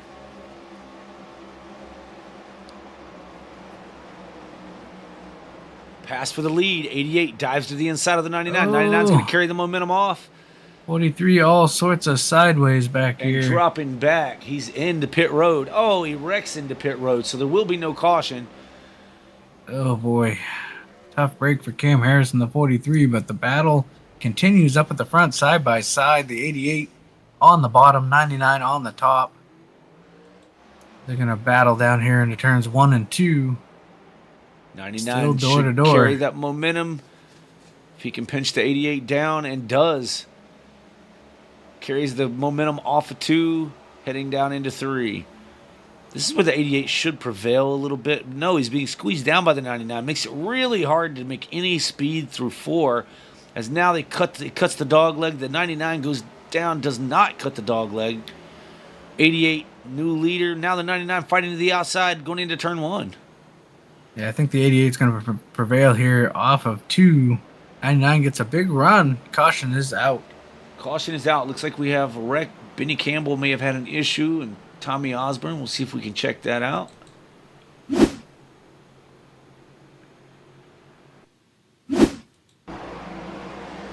The 53 just wasn't going, and the one at Tommy Osborne wasn't ready for it, and neither was the 16. And the 6 gets caught up in it again, as does Benny Campbell. Tough break.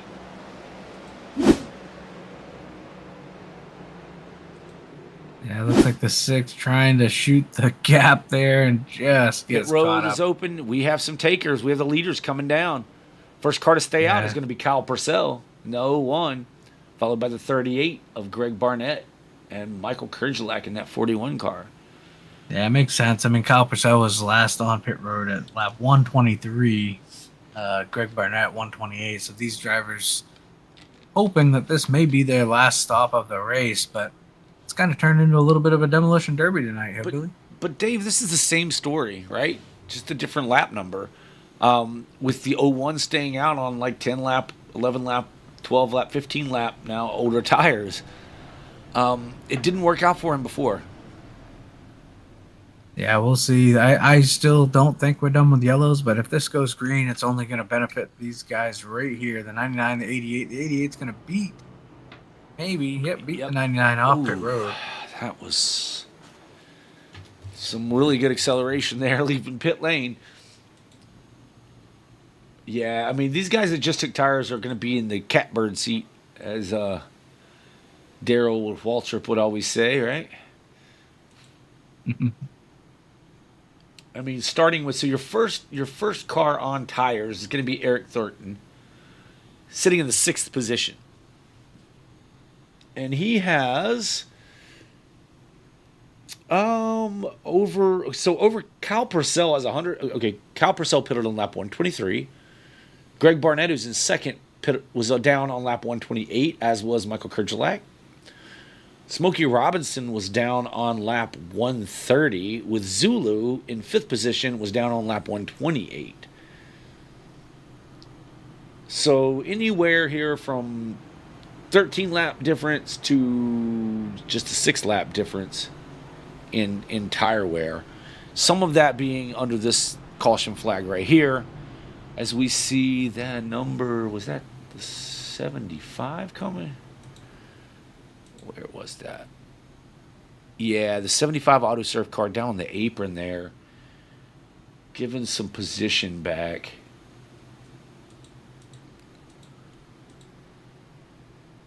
He's back on track now. He and the 4. Okay, I think the 4 staying to the inside. I'm not sure what they were doing there, but iRacing gets them sorted out on where they're supposed to be, and sometimes that looks a little funky, the way it tells you pass this car, pass that car, and then, oh, by the way, let everybody back around you again. That is a part of the sim that iRacing has been working on for years, and it's just hard for them to get that in the virtual world to get it right.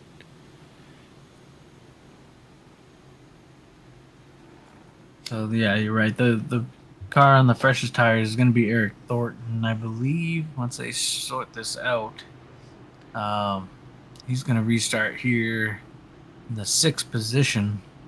Right, but I think Brendan Mathia on fresh tires is going to be the one that you're really going to have to keep an eye on because, well, you got Brendan.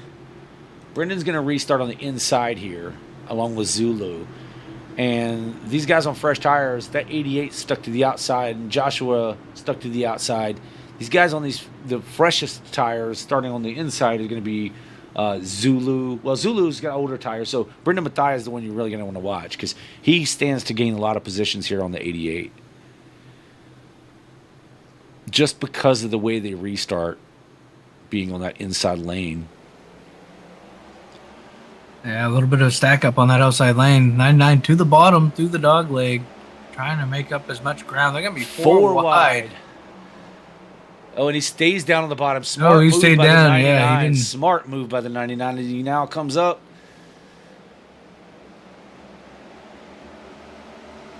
'88 still prevailed. I mean, he did one hell of a job on that outside line.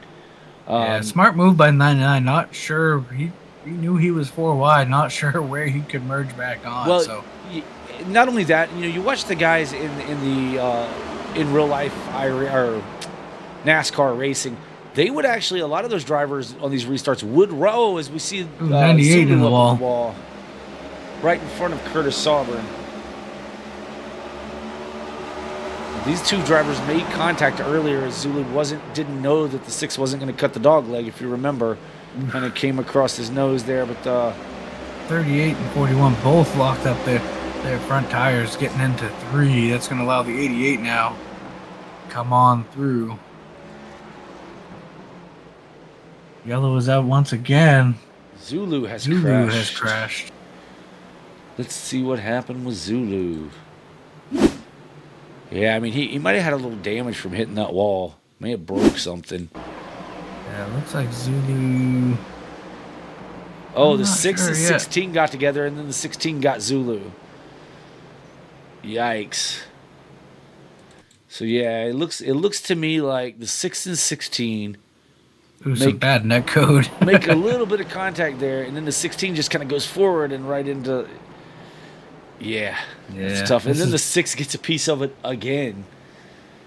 It's like there's magnets in these cars, folks, and it's just drawing the 6 and the 98 together tonight. Yeah, this has definitely been a rough one. Hoping to see some runs here at the end, but I don't know if we're gonna get it.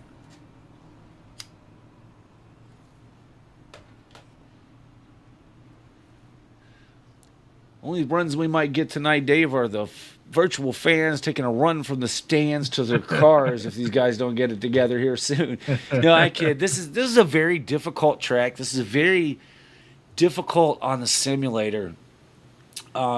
It's fine and dandy while you're running by yourself for a while, but the moment you add additional vehicles to it, other drivers and other brains and other hands and other feet that are working, these simulators, it's a recipe for disaster. And I think that's what we've experienced a bit of here tonight.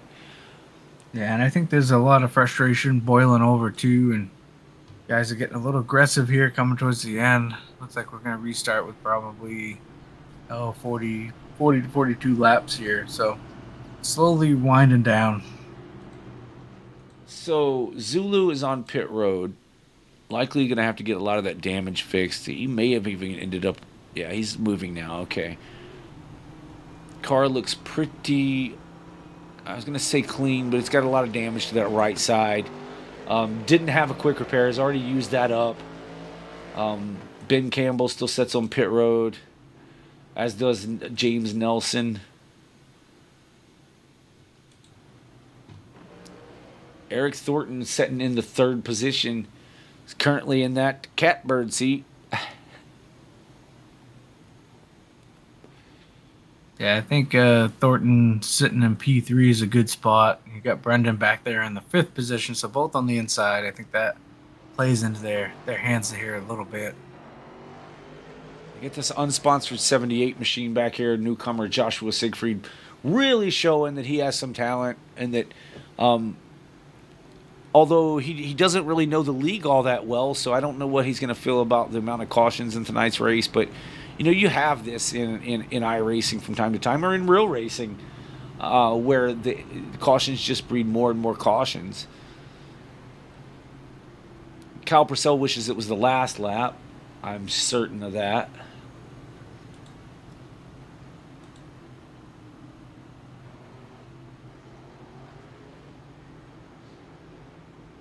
So we should see the pace car come down this time by. So the lights are out.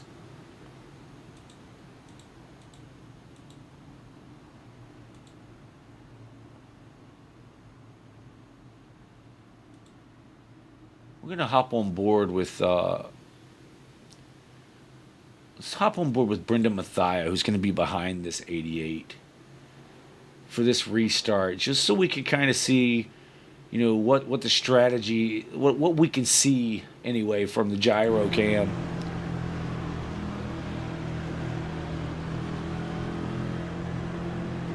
As the pace car is off,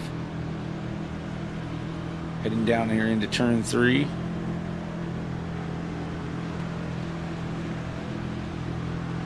Into the Geico restart zone. 01 waits late, stacks him up on that inside.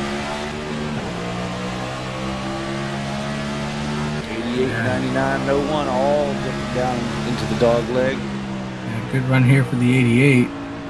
Now the 88's gotten into the back of the 01 a couple times tonight. Watch for that, but not this time around. He's going to get to the inside. 01 in the wall. Stacks him up behind him.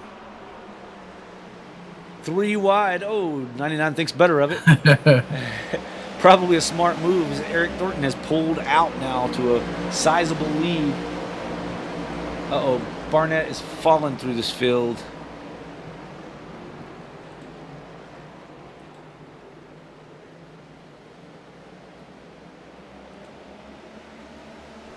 '99 now working over the 01 of Kyle Purcell. Yellow is out. Dustin Matney.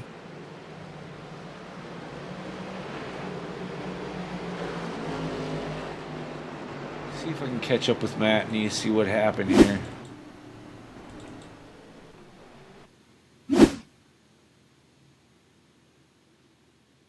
Yeah, looks like he was already loose on entry. Yeah, he's just looped it. Yeah, he got loose and just never could really get the car to settle back down.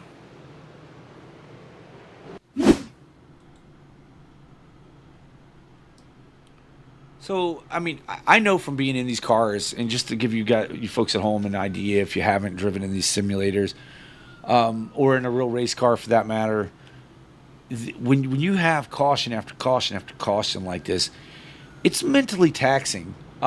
It definitely starts to play a toll on your psyche. This, okay, we've bunched them up, we get taken off a little bit, and you finally get them single file, and then bam, there's another caution, and it's just over and over and over again. Really starts to play a toll on your mental. I mean, this a lot of folks look at this as being a game. We know in iRacing that this is a simulator, but there are physical aspects to it, there are mental aspects to it, just as there is in real racing.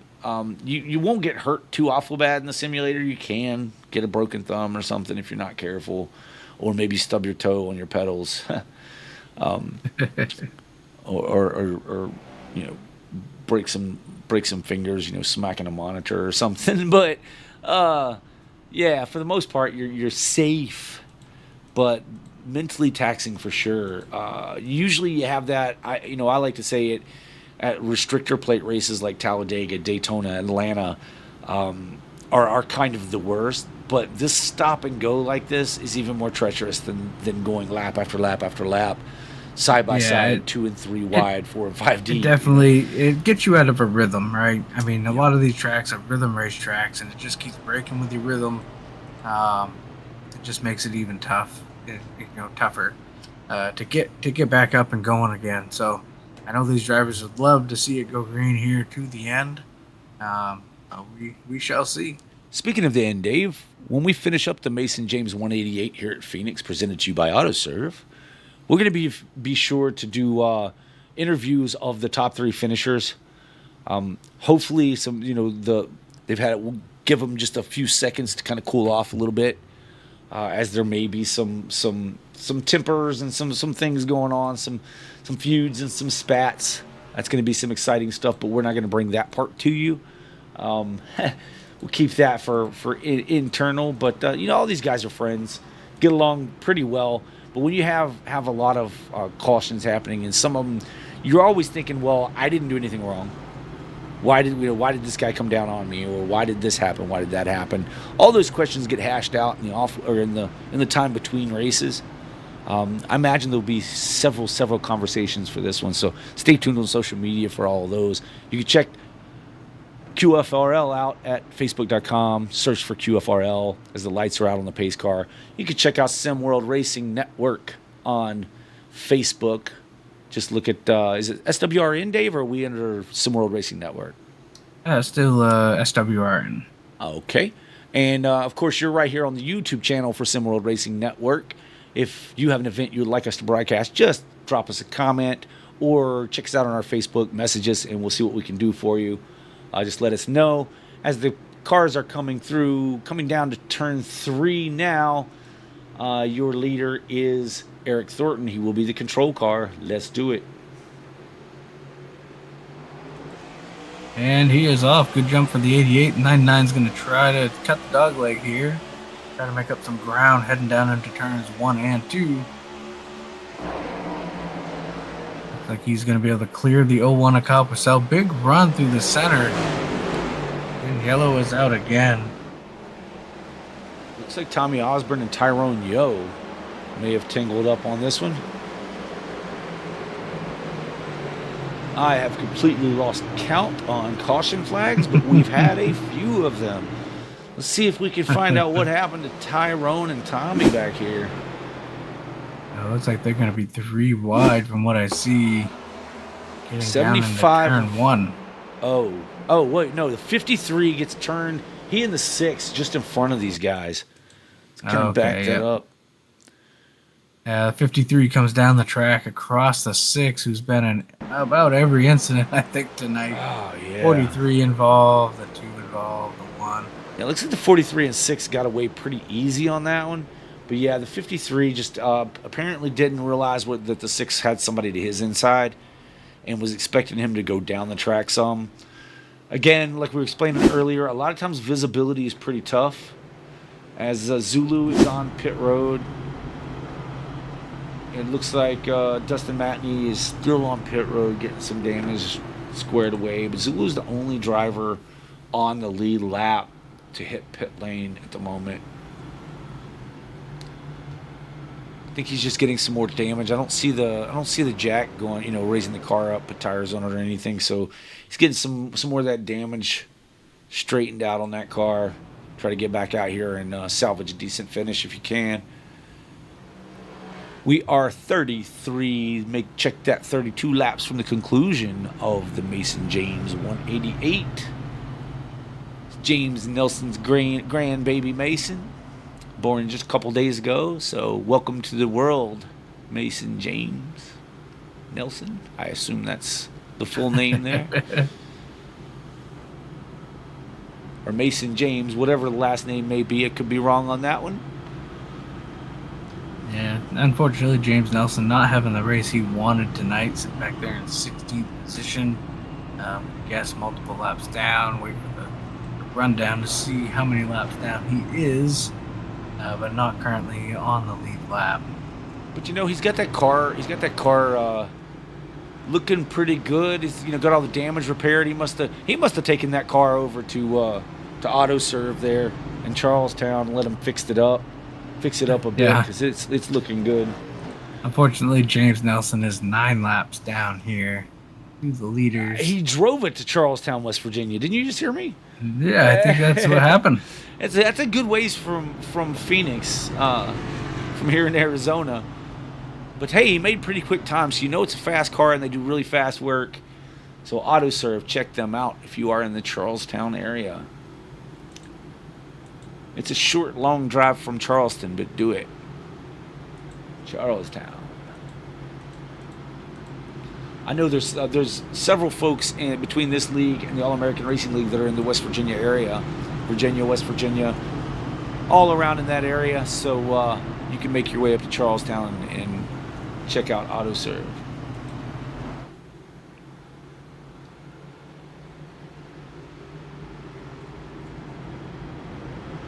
Lights are out once again.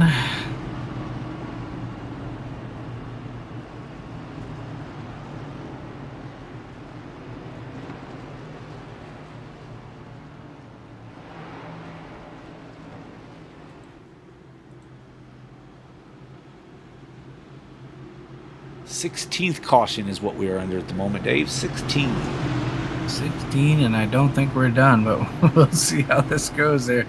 Pace car is off. Work down the back stretch here side by side. I guess this is the back stretch. That's what I've been calling it, but I'm not too sure anymore. I'm treating it like Pocono. It's the long straight. It's the only part that's straight and longer than the rest of them. So here we go. So we're into turn 3. Geico restart zone. 88 fires off late. Gets a pretty good jump at the 99 right there with him. The 99 is able to clear the 01 and get a good drop down to the dog leg.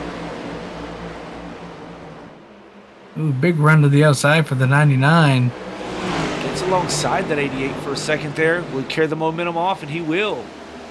Side by side.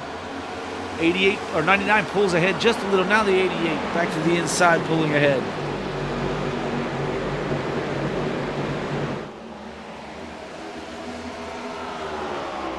Yeah, still side by side, door to door, down into 1 and 2. I like what I'm seeing here, Dave. These guys are giving it their all. Hoping for some green flag runs so they can make this happen.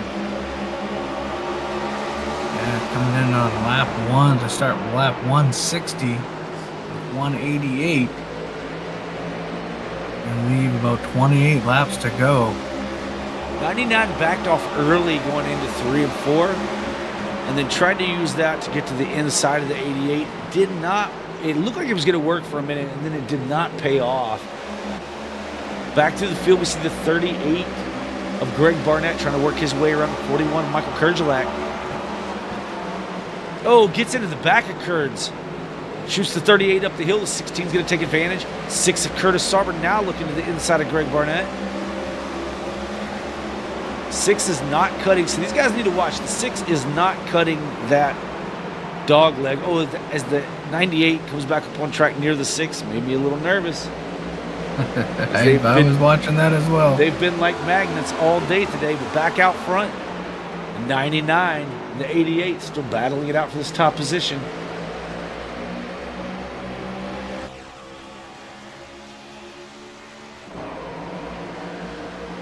So many different lines around this racetrack, Dave.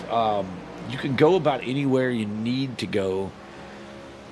As the 99 draws into the back bumper, I thought he was going to give him a little taste of what he was given. The 88 was given to the 01 earlier, but he didn't do it. And Brendan Matthia is not really known to be physically aggressive with other cars, but that might change here to try to get this win over the 88. As he now works his way to the inside, going through the dog leg.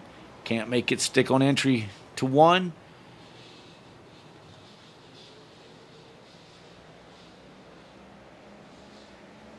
A little wiggle out of the 88.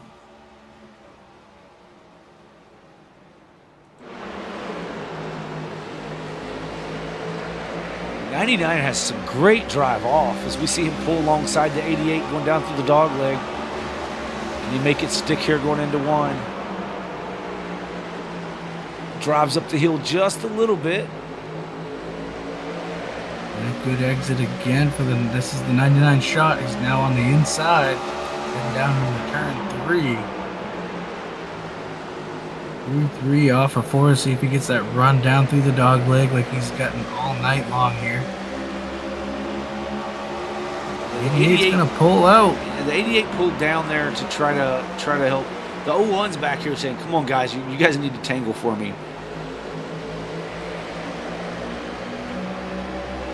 'Cause I think we're 3 or 4 laps into this run. This is the longest run of the night, I believe, under green flag conditions. Yeah, and these two leaders are running for all it's worth.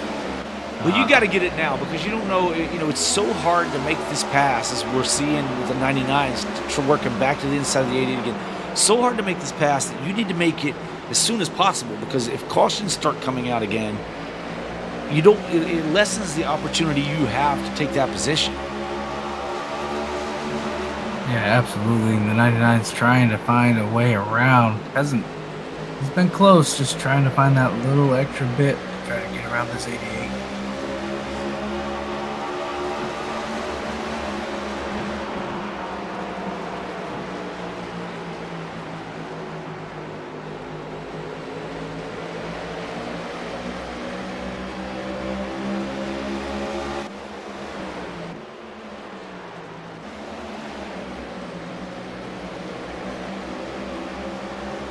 Tyrone Yo back on the lead lap. James Bowden back on the lead lap. Zulu's a lap down now. 21 laps left in the Mason James 188 at Phoenix, presented by AutoServ. This has been a presentation of the SimRacing Network. We hope you're enjoying yourself at home. Please hit that thumbs up button, subscribe to the channel, ring that notification bell so you don't miss any of the action, as we have racing 3 nights a week here on SimRacing Network. Yeah, Joshua Siegfried and that 78 kind of back here lurking just behind the 01. Hopefully waiting for them to make a mistake, and caution is out. Cam Harris had a problem back here. Yeah, let's see what's happened with Cam.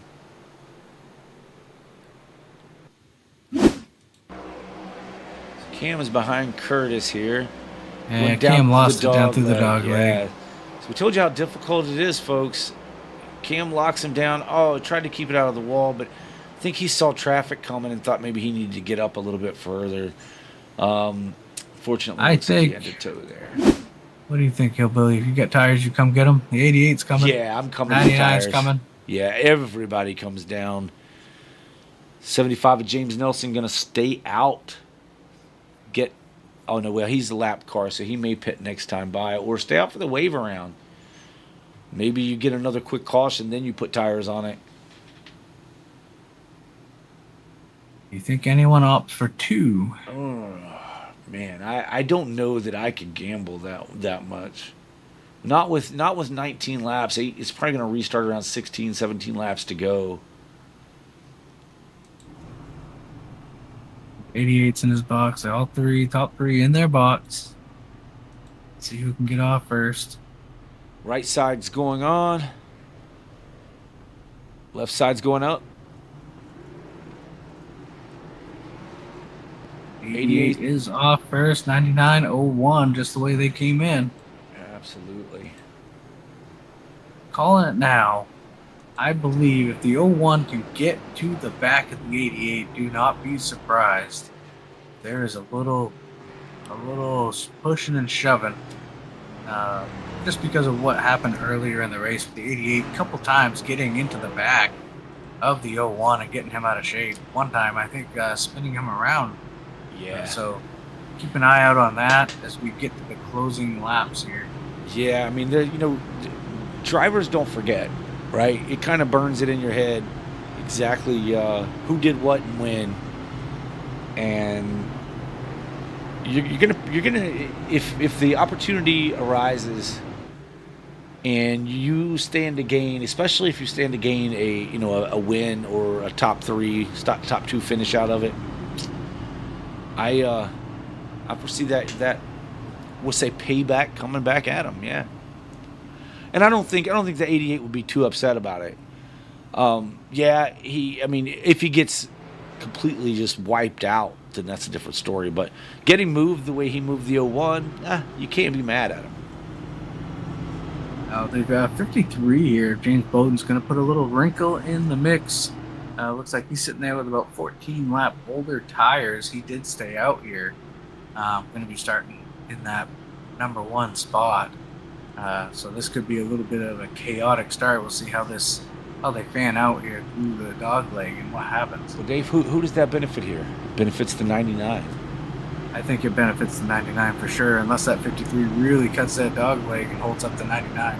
But we saw this happen earlier too, where the 88 really on that outside just sailed it on in there and was able to make it stick. So it's going to be tough to see. We just have to watch. I mean, it's not over. It's one of those.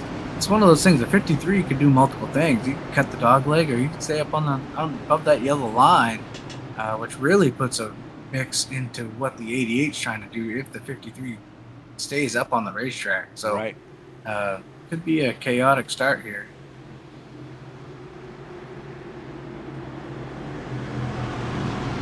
I don't know that the 53 stays up, but I don't know if he goes as low as that 99's willing to go either.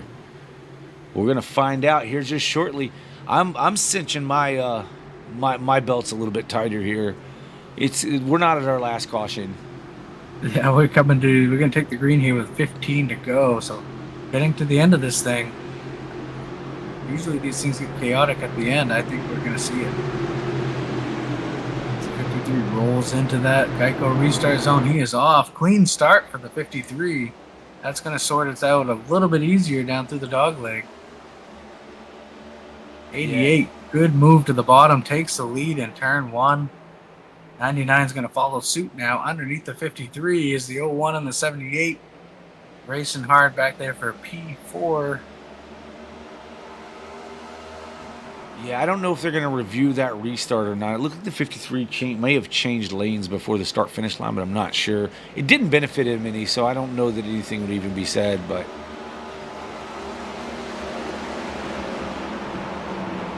01 is really pouring on the steam now, trying to catch back up to the 99 and the 88. The 88's just giving it all he's got, too, to kind of pull away from this 99. He doesn't want that battle. Doesn't want these guys back to his bumper. Can't hit me if you can't catch me. Caution is out. Michael Boone. I did not get a message on Boone for this one. Let's see if I can find it. Someone out in front of Boone. I don't know who that was. James Nelson passes Boone here. Let's see. Looks like James Nelson may have had an issue. Not sure. Are the two? I have to look at this. Boone just kind of disappeared on my... Okay, there he comes. Rejoining. Oh, they're like 4 wide. It was the 3 pushes down on the 2. Let's back it up there a little bit as I couldn't find that on my... Yeah, they were already 3, 4 wide. Yeah, so the 2 and 3. The 2 is up into the 3. The 3, they're banging, coming off the corner. The 3 comes down across the 2, and then the 2 catches the 27 and the Ben Campbell. Yeah, it all started with the 75. Kind of got the 2. The 2 kind of slid up, hit the 3, and I think the 3 maybe thought the 2 possibly did that on purpose and kind of shoved him down. Just tempers flaring here will flare at the end of a very long race for these drivers here tonight. Absolutely. Okay, let's do another caution count here real quick, see where we are on cautions. We are on the 18th caution of the night. 18th caution of the night. Eric Thornton is your leader with Brendan Mathia in second. Kyle Purcell is third. Joshua Siegfried is fourth. Kenneth Pack fifth. Greg Barnett sixth. Seventh is James Bowden. Michael Kerjelak is eighth. Ninth is Curtis Sauber. And Curtis has been into about everything today. He has hit everything but the pace car. That's just because you can't hit the pace car. And is still in the ninth position, so good on him. 10th is that 3 car of Smokey Robinson. 11th is Zulu. 12th is Tyrone Yo Jr. Cam Harris is on pit road. He's in 13th. Nathan Christensen's 14th. James Nelson is 15th. Michael Boone 16th. Dustin Matney, 17th. Benny Campbell is 18th. 19th is Mark Holofield Sr. And Tommy Osborne is 20th. Tyler Nelson is 21st. Chad Snyder retired as 22nd. And Michael Bovair also retired in the 23rd position. Was that the last one, Dave? I don't think so, but they're going to stack them up and give it their all once again here on the restart. 88 now is your leader. I think the 01's in a good spot, sitting there on the inside in the third position. Possibly be able to get a little bit of a run there. Maybe see if you can overtake any of these drivers at the front. 78's kind of been there in that top 4, top 5 most of the night. Just hasn't shown the speed to get up there and compete with these top 3 drivers tonight. But this race ain't over yet. Anything can happen. As we've seen already tonight, a lot of stuff has happened. So we're going to restart here, probably with about 9 laps to go. Yeah, we really don't know this driver of the 78, this Joshua Siegfried. He may not be playing, showing his hand yet. There's always that chance that, because we haven't seen him run before, that he's just not showing his hand. He's maintaining and staying up, like you say, in that top 4 nearly all night long. And if you have a hand, now's the time to show it. Absolutely. It's go time. There's no holding back. I don't think we're done with the cautions. I hope we are, but I don't think we are yet. It's going to get even crazier here with the top 3, 4, 5 all duking it out here. I've got to go to Lowe's in the morning. I want to get there, I don't want it to be open before the race is over. As the Geico restart zone, 88 fires off. 01 gets a really good restart, pulls alongside the 99. 78 got a good restart. That outside of the 99, falls back in line. 78 bailed a little bit. Thought something was going to happen there. 98 clears. The 01 back to the inside. 88's driving away from this battle behind him. 9 laps to go. 78 now to the inside. Gets down, gets a little bumper from the 16. Now going to try to work to the outside of the 01. And 78's going to get side by side almost. 8 to go now. 38 of Barnett looking to the inside of the 16 of Kenneth Peck. 88 has set sail here with 8 laps 78 to go. Jumbled up. The wall. 78 is, I don't know, maybe he's got something broken. He is dropping like a rock. I don't want to say broadcaster's curse. I was just talking about we don't know yet. But yeah, you're right. Eric Thornton has pulled out to almost 3/4 of a second over, now a half second. The 99 is starting to reel him back in. Just a little bit. 7 laps to go in the Mason James 188 at Phoenix, presented to you by AutoServ.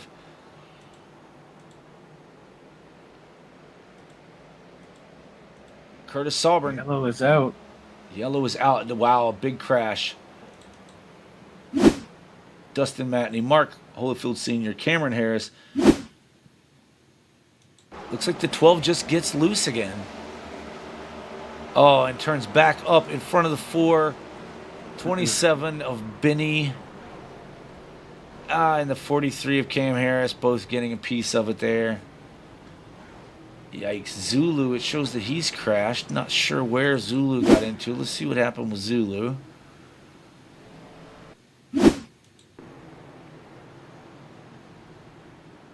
I'm not seeing it.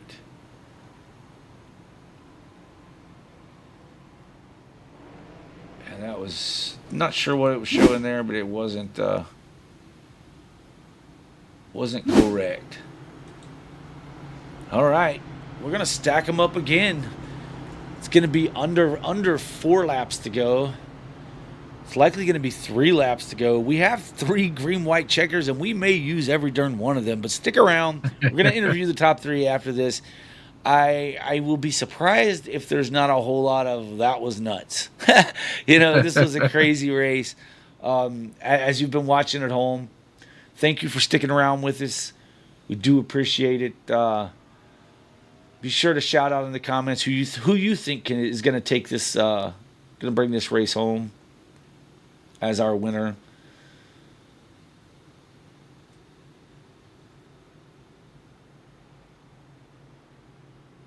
I don't know who to put my money on, to be honest with you. Anything can happen here, especially, you've got the 01 who's just as fast as these top two. And like you say, he's owed a little payback. He has a little bit he can dole out if necessary.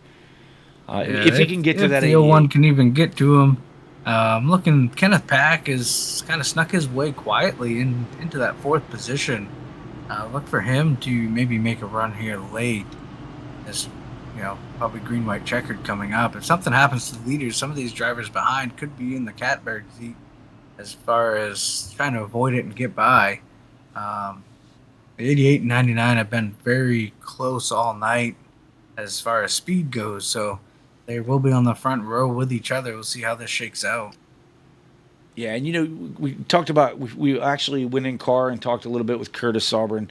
We didn't actually talk a lot. We let him talk because we didn't want to distract him as he was doing a lap around for us. We're going to try to get that segment a little more squared away here in the future. Ran out of time this week to get it all set up, but we'll have that a little better for you guys in the coming weeks.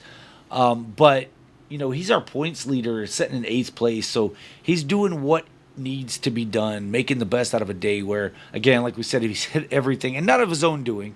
He has hit everything but the pace car, maybe even the pace car. I'm not sure the sim lets you hit the pace car, but boy, if it could hit him, I gotta say, that's a hell of a job for Curtis Auburn for the way his night has gone tonight. And like you said, hitting everything, I think, but the pace car. To be sitting there in 8th position on the lead lap. With the way this race has gone, you can't count out any of these drivers through the top 10 to come out here with a victory after how this has worked out tonight. So. If you look back there, you see Michael Kurdzielak there. He's in the 6th position, and he hasn't really ran up in the front all night tonight, but he's kind of here when it counts. 3 laps to go. It's really going to be about this restart, Dave, for that 88, and it's luckily for him, that's it's easier for the leader than it is anybody else. They come through turn 3 and into the Geico restart zone. And they're going to hit that zone. 88 is gone. Good jump for the 88 as we come around. To the 99. Go. Down to the big move to the bottom. 99 is alongside the 88. It looks like he's going to take that lead. Oh, as the 88 is sliding sideways. Four-wheel slide. 99, 3 wide for 2nd place. Okay. They thought better of that. They're going to come around. If they get to the line, it's going to be one more time around. 88 slides up again. Trying to make it just happen. A little bit. 01 moves into that 2nd position. 99 is saying, keep racing, boys. Final lap. Inside. This race will be official. 88 trying. Is not going to make it stick. 38 sideways 16. The wrecking behind him.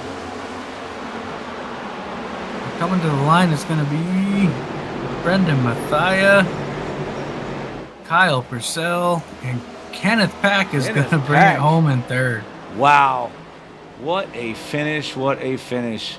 Eric Thornton wrecked right there at the end.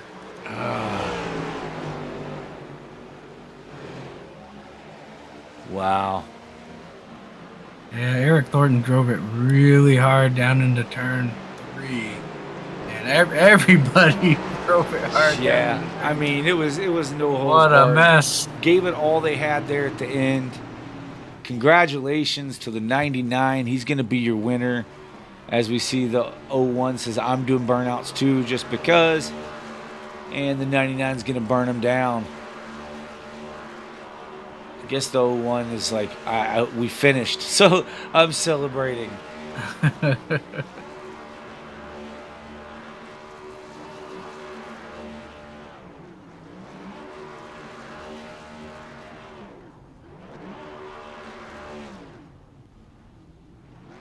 All right, let's see if we can get Kenneth Pack in the booth, Dave. Yeah, let's see if we can grab Kenneth.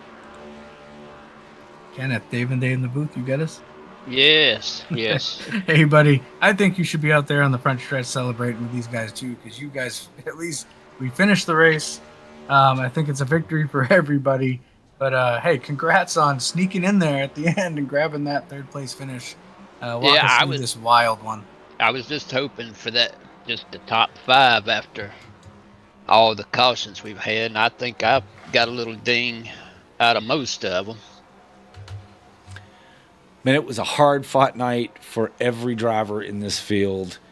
Congratulations on another podium. We seem to be talking to you a lot. So that's good. That's the good news. But give us your take of the race as a whole throughout the whole thing. Were the cautions, was that getting mentally taxing or frustrating after a while, just to stop and start? It was getting frustrating for me. I'd get a little damage, have to go in, check, see how much I had, get it fixed, wind up in the back, have to work my way back to the front. Done that, I guess, at least 3 times that I know of. But yeah, all these cautions, yeah. Yeah, man. Well, listen, congratulations on a P3 tonight. Floor is yours. If there's anybody you want to shout out, you're welcome to. It's on you, bud. Just thanks to AutoServ for being a sponsor, and congratulations to James on his grandbaby, and to all my sponsors, and thank you guys for broadcasting. Absolutely, Kenneth. Well, listen, man, another good finish, and hopefully we're talking to you next week. I hope so too, and I hope it's 2 more spots. Absolutely, man. Absolutely. Well, again, congrats, and we'll send you back, bud. All right, thanks, guys. Yep. All right, that was Kenneth Pack finishing P3 tonight in that Prisma Health number 16 Chevrolet. Let's see if we can get Kyle Purcell in for a quick word, finishing in P2. Hey, Kyle, Dave and Dave in the booth. You got us? I sure do. Hey, Kyle. Hey, first off, congrats on bringing home P2. Kind of a wild, crazy race. A lot of cautions, but you survived. I appreciate seeing the burnouts. I think that was fitting for the end of the race. You survived it, and it's a win for you as well, I think. So, yeah, congrats. Thank you. It was a little unfortunate that there was another car doing burnouts to ruin my victory celebration, but I'll accept a technicality win all day. You know, I survived getting wrecked a couple times, didn't wreck other people, just trying my best to keep my nose clean and use the fast repair when we had to, and fair at the end. And, you know, shout out to, the 1678. Those guys around me at the end there. We were racing really hard, but really clean, at least on the last restart. So it was a marathon, but it was tough. Yeah, man. So here's what everyone at home wants to know. If you had gotten to the back of the 88, were you going to give him a little shot of what he had given you earlier in the race a couple times? No. I don't need to be causing wrecks in retaliation, and I don't, a track like this, giving someone a bump mid-corner is a great way to cause a wreck. So that's not really what I'm about, and I was pretty confident, obviously everything's going to be reviewed, but I was pretty confident that I wasn't actually racing the 88 and 99. So, I definitely didn't want to get in it with them, especially if it's just screwing myself over. So we'll see. Obviously, it's going to be a really long, tough night for the powers that be. But overall, there was some good racing out there, and I hope you were able to find it because that was tough. That was tough to drive around there like that. Yeah, absolutely, man. Well, listen, congratulations on a P2, and we will anybody you want to shout out? No, just again, the guys, especially Kenneth, Joshua, a lot of people that finished with low incident points, very impressive. I had 12, and I felt like that was pretty good, but I know people had less than that. I think the 78 only had 4, so shout out people that were able to know when to hold them, when to fold them, and kept their noses clean, because it's really difficult. Yep, absolutely, man. Well, listen, we'll send you back to celebrate, and hopefully we'll talk to you there next week. Of course, appreciate you guys. I see you. All right, that was Kyle Purcell finishing P2 in his Toyota. Now, for the race winner, Brendan Mathia. Brendan, you got a copy, bud? Yes, sir. Hey, man, got it done there at the end. That was some wild race, wild finish. Looks like the 88 was trying to get away from you guys and slid all 4 tires up toward the wall there, man, and gave you that opportunity you were needing. It seems like your car had a really good drive off all night long, and just waiting for that little hiccup by him. You guys put on a heck of a show between the two of you trying to race it out for that top spot. Yeah, it was a rough race. I think probably the most cautions I've ever had to deal with. So it definitely was hard, especially because I start to come alive on the long run, and I didn't really get that. And there's a few moments where I think we went a little longer than usual, and I really started to feel my car coming in and closing the gaps. But yeah, it's really hard to pass with the package too on these cars. So I don't know what happened on the restart. He checked up, and so I went underneath because I don't know what happened. So I didn't want to cause a wreck there, but I don't know. It's like he just gave me the lead, and I don't know why. So Yeah, I mean, either way, it was a good show between you. You know, the top 3, top 4 there all night. Put on a good race, and when there was some green flag runs, but congrats on the first place finish. Is usually you're a front runner every time. You get races like this. I think once in a while. I didn't really expect it here at Phoenix. I expect it more at a place like Martinsville, of course. But yeah, rough one. I think there's a lot to learn, and everyone will get it straightened out. And yeah, so we'll move on. Where are we next week? Is it? I think it's Coda, right? Coda. Yeah, Coda next Friday.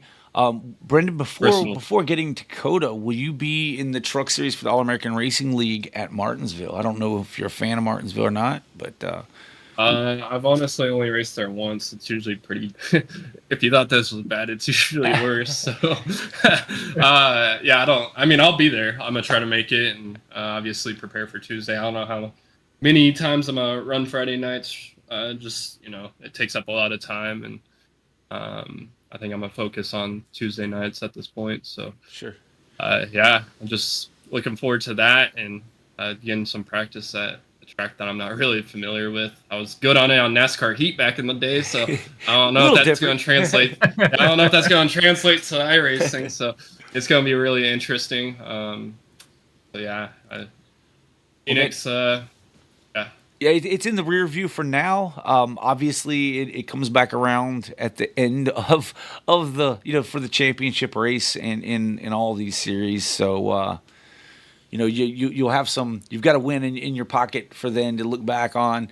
Congratulations again. The floor is yours. Shout out anybody you wanna reach out to or say hi to. It's on you, man. Yeah, both of you for doing the broadcast. I go back and watch them. You guys do a really good job. I feel like it's top tier. For sure. So it's always good to go back and watch that. Curtis, James, for throwing the league together, the sponsor for the race, everybody that works with me throughout the week. I do a lot of I'm trying to do a lot of racing as my schedule gets a little more freed up by the month. So just looking forward to that, getting better. Everything's practice for me, and so I learn everything. I learn every time that I'm on the sim. So. And then just shout out to my dad for watching.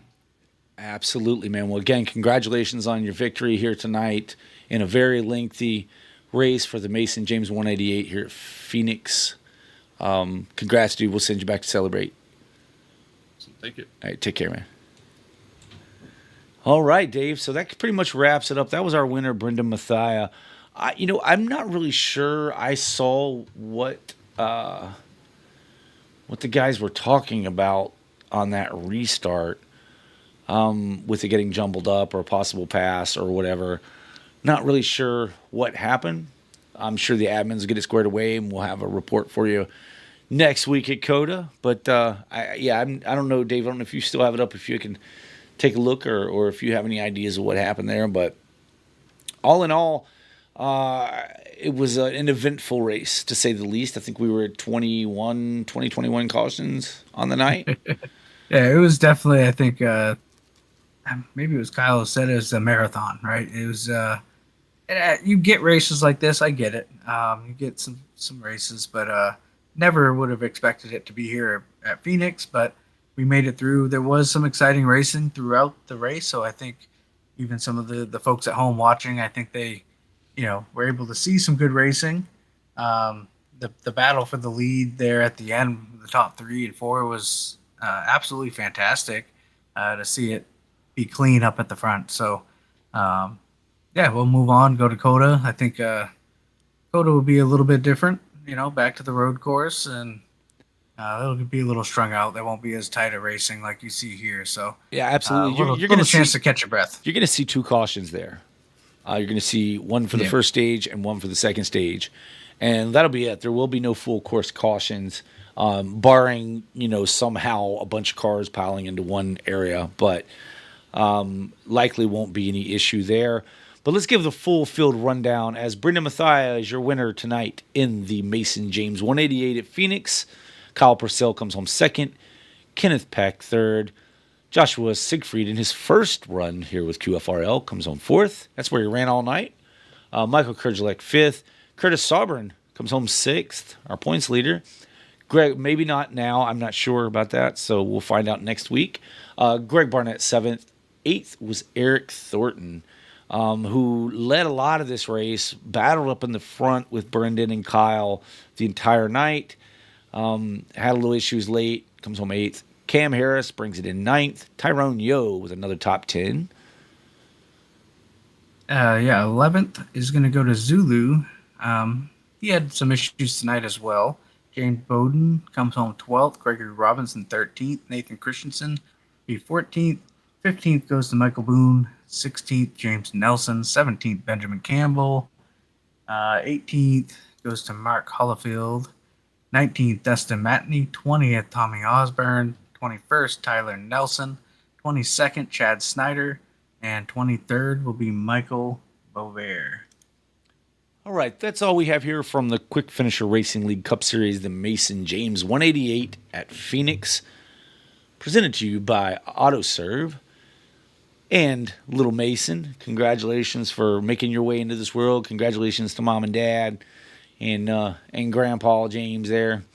Anyway, next up here for SimWorld Racing Network will be Martinsville on Sunday. And, we talk about Martinsville and how they mentioned that there may be a lot of cautions. But I'll tell you, I've been in a few Martinsville races that actually went green the entire run or nearly the entire run.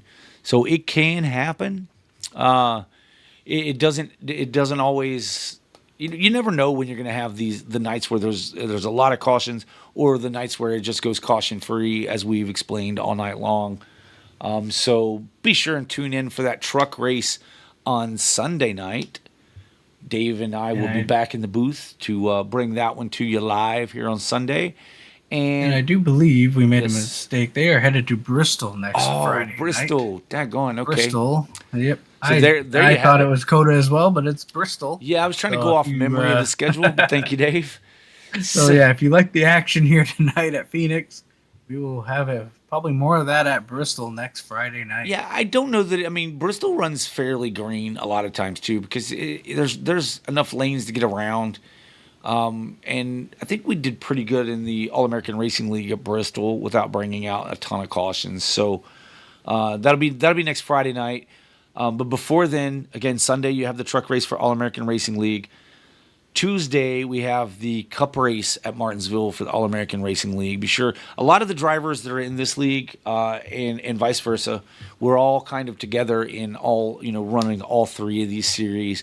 So be sure to tune in for that. Hit the like button, subscribe to the channel, ring the notification bell so you don't miss any of the action we have upcoming. We will be here next Friday night for QFRL at Bristol Motor Speedway. Should be a good time.